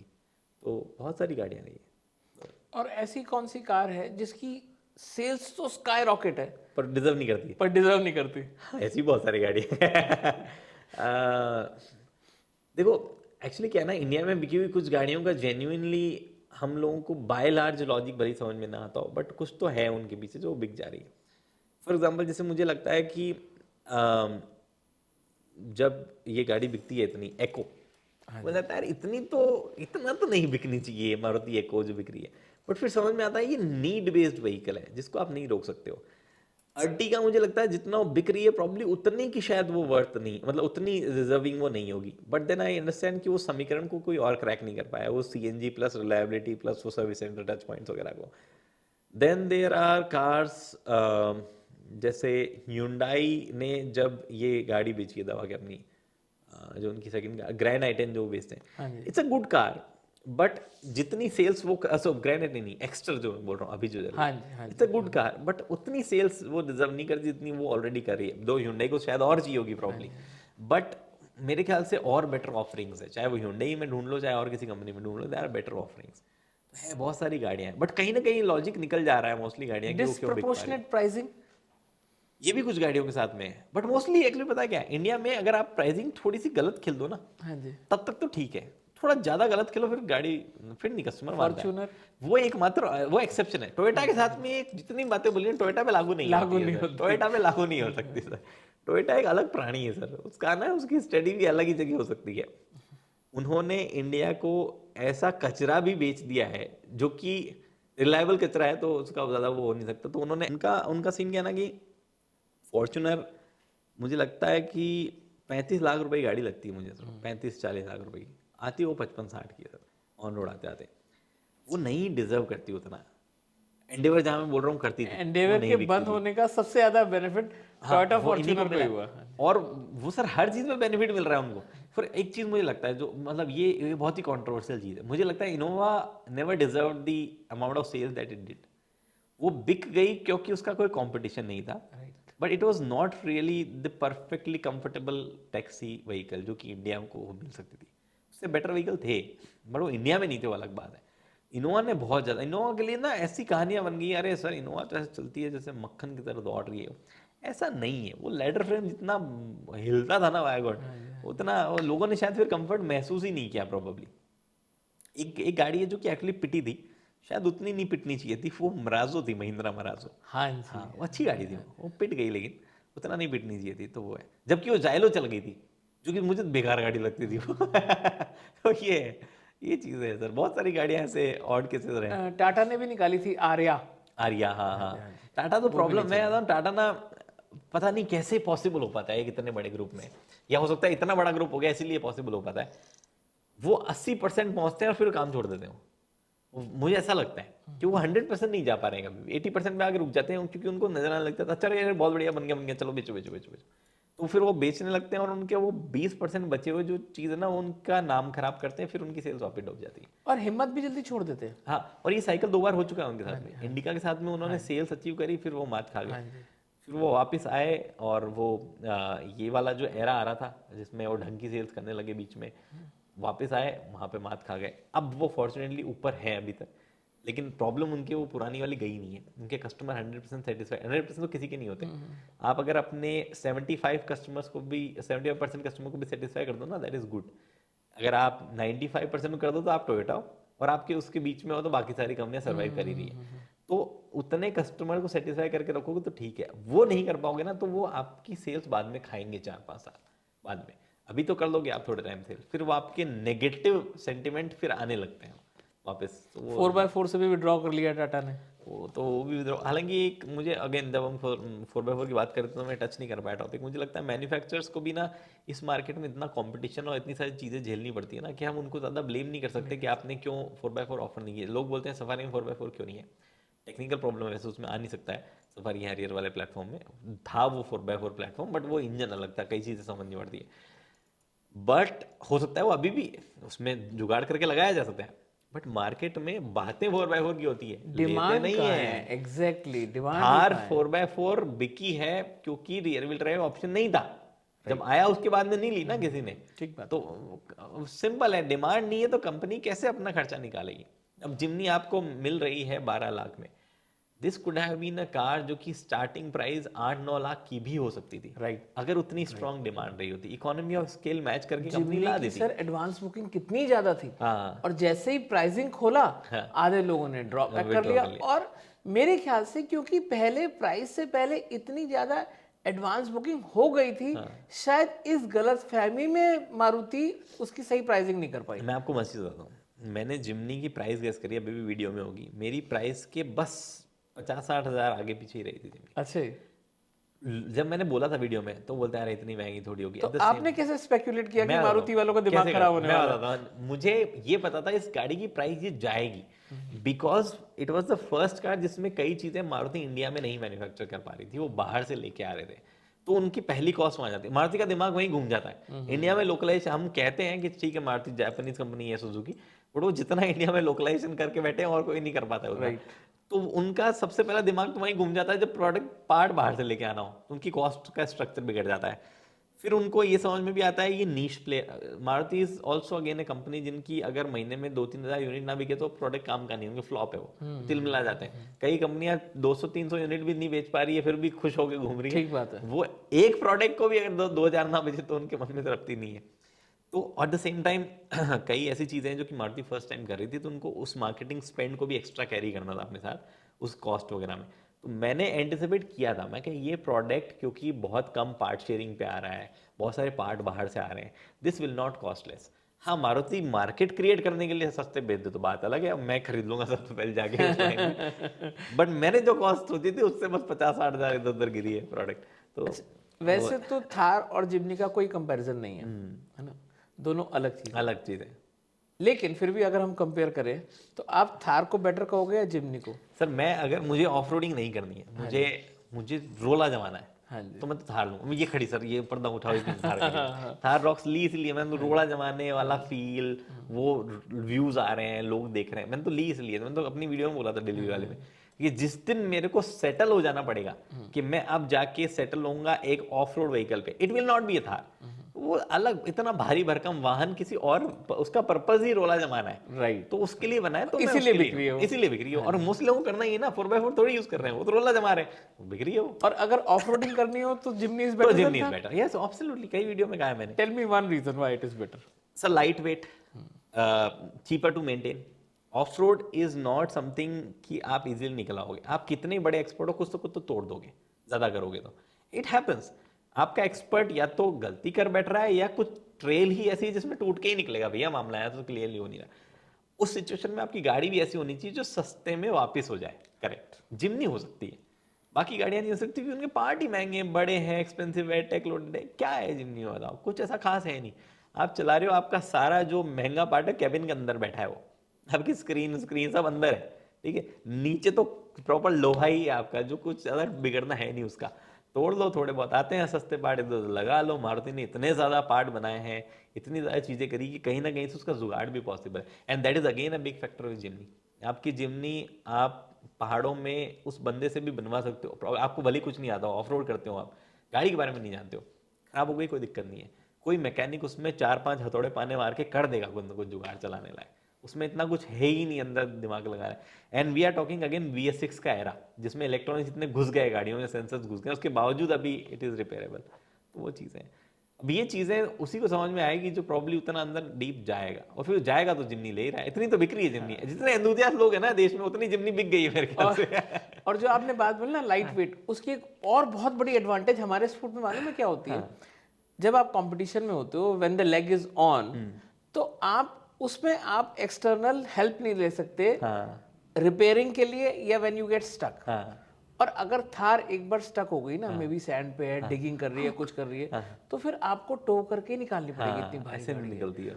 और जिमनी हल्की है ना, हिलाया डुलाया, ये किया, टायर प्रेशर कम किया, कुछ किया, आप जैसे तैसे उसमें सेल्फ रिकवरी कर लेते हो। बिल्कुल बिल्कुल। वो उसकी सबसे बड़ी एडवांटेज है जो आपने, मैंने सिर्फ आपसे इसलिए कहा था, इसलिए टेल मी वन रीजन, और आपने सबसे पहले एक ही बात बोली, उसका लाइट। वेट। और हम हल्की चीज को एसोसिएट करते हैं सीधा सेफ्टी के साथ। सेफ्टी जब आती है तो हम मारुति को नेगेटिव काउंट करते हैं, तो ये पूरा ट्रेल जो है ये नेगेटिव में फॉल कर रहा है मारुति के लिए, जबकि actually this is a feature, this is the advantage. Power to weight ratio जो है, that is the biggest advantage of Jimny. अब एक ट्रेल और बनाता हूँ मैं, अभी याद आया दिमाग में। जीप कहाँ से आई? थार कहाँ से आई? जीप से। जीप जो है एक टाइम पे फोल्ड होके आ जाती थी, पूरी जीप फोल्ड होके बक्से में आ जाती थी। उसको जो मिलिट्री है असेंबल कर लेती थी, तो बक्से को खोल के गाड़ी बना लेती थी उससे। It was such compact utilitarian thing. I am talking almost 50 साल पहले। पढ़े होंगे वीडियोस अभी भी उसके कि जीप कैसे बक्से में आती थी, उसको खोल के कैसे असेंबल कर लेते थे लोग। तो जब एक चीज बनी ही जितनी लाइट वेट, जितनी यूटिलिटेरियन है उस पॉसिबिलिटी के साथ में, तो आप उसको रिवर्स क्यों ले जा रहे हो फिर दूसरी तरफ से? क्या हम इसमें वजन बढ़ा देते हैं, हम इसमें ये कर देते हैं, ठीक है। अब देखो कॉम्प्लेक्स बना दिया उसको, अभी उतना मतलब निकला नहीं। In fact the people who use jeep Wrangler आज भी ऑफ रोड पर्पजेस के लिए in US, they don't buy A fully loaded Wrangler, वो बेयरबोन वाली रैंगलर पसंद करते हैं आज भी। रॉक्सोर की वैल्यू होता है यूएस में, जो महिंद्रा बनाती है ना रॉक्सोर, वो बेयरबोन गाड़ी है वहाँ पे। उनको रैंगलर याद आ रही है 50 साल पुरानी, बोले भाई ये देखो ढांचा, ये चाहिए, ये है वो गाड़ी जो मेरे को मेरे खेत में खड़ी करनी है, मेरे को मेरे बड़े फार्म में, मेरे को ऑफ रोड एडवेंचर में खड़ी करनी है। बस यही तो, इसी से तो जाएगा, मैं कंफर्ट में थोड़ी जाना है मुझे, वो वाली चीज़ है। बट ठीक है, obviously market preference and everything changes, तो बट ठीक है, अब market preference and everything changes, तो धीरे धीरे अब है कि ऑफ रोड व्हीकल में भी लग्जरी चाहिए। आता है ना रैंगलर में आजकल वो बटन इलेक्ट्रिक एडजस्टमेंट सीट के आते हैं, उनको वाटर प्रूफ करना पड़ रहा है क्योंकि है तो खुली वो, तो वो वाली चीज़ें बस फाइन, वैसी वाली चीज़ें। मुझे अभी भी लगता है जिमनी, आई थिंक प्रॉब्ली इंडिया में अभी अवेलेबल ऑफ रोडर्स में तो बेस्ट ऑफ रोडर वही है। उसमें भी 4 कमियां गिना दूं बैठे बैठे में, बट अब फिर क्या करें, और बेटर है ही नहीं कुछ ऑप्शन हमारे पास में। प्रॉब्ली उस 4 में से 1-2 कमियां तो हट जाए जब 3 डोर आ जाए तो तो वो भी है। मैंने 3 डोर चलाई सर, बहुत नशीली चीज है। अच्छा कहाँ पे चलाई? मैंने यूके में चलाई थी ट्रेल पे। अच्छा सर वो ना, वो एक खिलौना सर, वो लगता है खिलौना, उसमें ऐसा मन करता है ये एक खिलौना है जिसको या तो मैं उठा के ले जाऊंगा या ये मेरे को उठा के ले जाएगी, वैसी फीलिंग आती है उसको चला के वक्त। बहुत सही चीज़ है, बहुत सही चीज़ है। उसको आप थोड़े से टायर चौड़े करके थोड़ा, क्योंकि यूके में एक्चुअली उसको एग्रीकल्चर व्हीकल उस डिवीजन में डाल दिया। अच्छा हाँ वो आप सोच, अब देखो डिमांड की क्या बात आती है। यूके में जिमनी बिकना बंद हो गई because of it some legality, में अभी क्लिक नहीं कर पा रहा हूँ, लेकिन डिमांड इतनी ज़्यादा थी कि मारुति ने बोला इसका तोड़ निकालो, इसको किसी और तरीके से लॉन्च करो, डिमांड है तो करेंगे कुछ। अदरवाइज कंपनी क्या बोलती है, भाई गवर्नमेंट ने ये नियम निकाला, गाड़ी बंद हो गई, अब नहीं बेच रहे। अब डिमांड है तो कंपनी ढूंढती है तोड़, तो उन्होंने निकाला कुछ तोड़ करके स्टील रिम वगैरह में ऑफर कर रहे हैं। तो बंदे आते हैं, स्टील रिम फेंको, उसमें दूसरे थोड़े से बड़े टायर लगाओ, भले ही स्टील लगाओ चाहे अलॉय लगाओ, और उसके बाद में वो प्रॉपर अपनी जिमनी अपने हिसाब से कस्टमाइज करके बनाते हैं। बट वो जो जिमनी है 3 डोर, अरे छोटी सी, चढ़ जाती है कहीं भी, इधर उधर दौड़ती रहती है, कीचड़ विचड़ मड के ऊपर, पत्थरों के ऊपर इधर क्रॉल करती रहती है, मस्त चीज़ है वो। एक बार नहीं चढ़ रही, पावर नहीं आ रही, पीछे ले जाके जोर लगा के चढ़ाओ, फिर चढ़ जाएगी। इतनी बढ़िया प्यारी चीज़ है वो। क्या तो ठीक। अगर आपको एक कार हम गिफ्ट कर रहे हैं, कर नहीं रहे, एग्जाम्पल ले रहे हैं। क्या क्या कार गिफ्ट कर रहे हैं? हाँ, एक ऑफ रोडिंग व्हीकल गिफ्ट करनी है आपको, एक गिफ्ट मिलना है, हाँ है ना, आपको कुछ नहीं खर्चना। हाँ। शर्त ये है कि वो ऑफ रोड पे ही चलेगी, ऑन रोड कम्यूट नहीं करना आपको, अपने ऑफ रोडिंग फन के लिए आप ले सकते हो। वो जिमनी होगी या हाइलक्स होगी? अवेलेबल गाड़ियों में ही चूज करना है क्या, जो इंडिया में अवेलेबल? जिमनी और हाइलक्स में। अच्छा, मतलब 5 डोर जिमनी या हाइलक्स में चूज करना है? हाँ नहीं, 5 डोर हो या 3 डोर ले लो आप, मतलब आपके पास या तो जिमनी ऑप्शन है या हाइलक्स ऑप्शन है, क्योंकि दोनों के रेट में बहुत वेरिएशन है, इसलिए हम रेट कंपैरिजन नहीं रख रहे। हम कह रहे हैं आपको तो गिफ्ट मिलेगी, हाँ, तो आप कौन सी लेना चाहोगे। कंडीशन ये है कि आपने उसे family vehicle as a family vehicle use मैं नहीं हाइलक्स करना लूंगा फिर मैं। और ऑन रोड यूज नहीं करना, ऑफ रोड मैं ही करना। हाइलक्स लूंगा फिर मैं। वो उसका बूट, वो पीछे वाला स्पेस चाहिए मेरे को, ओके क्योंकि मैं उसमें फिर तोड़ ताड़ के जोड़ ताड़ के अपनी चीजें भी तो करूंगा ना मैं, तो वो कैबिन के अंदर थोड़ी रखूंगा मैं, फिर उसमें पीछे रखूंगा, फिर मैं हाइलक्स लूंगा। ओके। हाँ, फिर क्योंकि जाना ही नहीं है रोड पे, तो वो तो वैसे ही वो रोड पे चलती है ट्रक की तरह एक हाँ जी, प्रॉपर, हाँ जी, हाँ जी। फिर मैं हाइलक्स लूंगा। तो या फिर मैं जिमनी का पीछे से काट दूंगा सिस्टम उसमें। मैंने ऑल्टो वो मारुति 800 देखी है, पता है, पिकअप बनी हुई। अच्छे। हाँ, आगे वाला कैबिन छोड़ दे, पीछे वाला काट के, मेघालय में बहुत चलती है वो, पीछे वाला काट के उसका वो बना देते हैं। मैं नाम क्यों क्लिक नहीं कर पा रहा हूँ, लोडिंग डेक जो होता है ना, वो हाँ बना जी, देते हाँ हैं जी, पीछे हाँ जी, वाला। हाँ जी, हाँ जी। तो ये है, बट पिकअप स्टाइल बना दिया। पिकअप स्टाइल बनाया था उसको। 800 के साथ में क्या क्या एक्सपेरिमेंट नहीं किए इस देश ने। ठीक उसको बात। पिकअप बना दिया, उसको एसयूवी बना दिया, रेस करके उसको क्या क्या बना दिया हमने। एसी हटा देते हैं, उसके आगे सीट लगा देते हैं। फ्रंट जो चला रहा है ड्राइवर, आगे डैशबोर्ड हटा के उसके आगे एक फट्टा लगा के वहां पे बंदे बैठा दिए उसने। मैं इसमें तो जगह भी नहीं थी यार, वो बंदा ऐसे बैठ रहा है, क्योंकि विंडशील्ड आ रही है ना, तो विंडशील्ड में ऐसे बैठ रहा है, ऐसे करके। इंडिया बैठ में? रहा है, हाँ, मेघालय में देखी थी मैंने।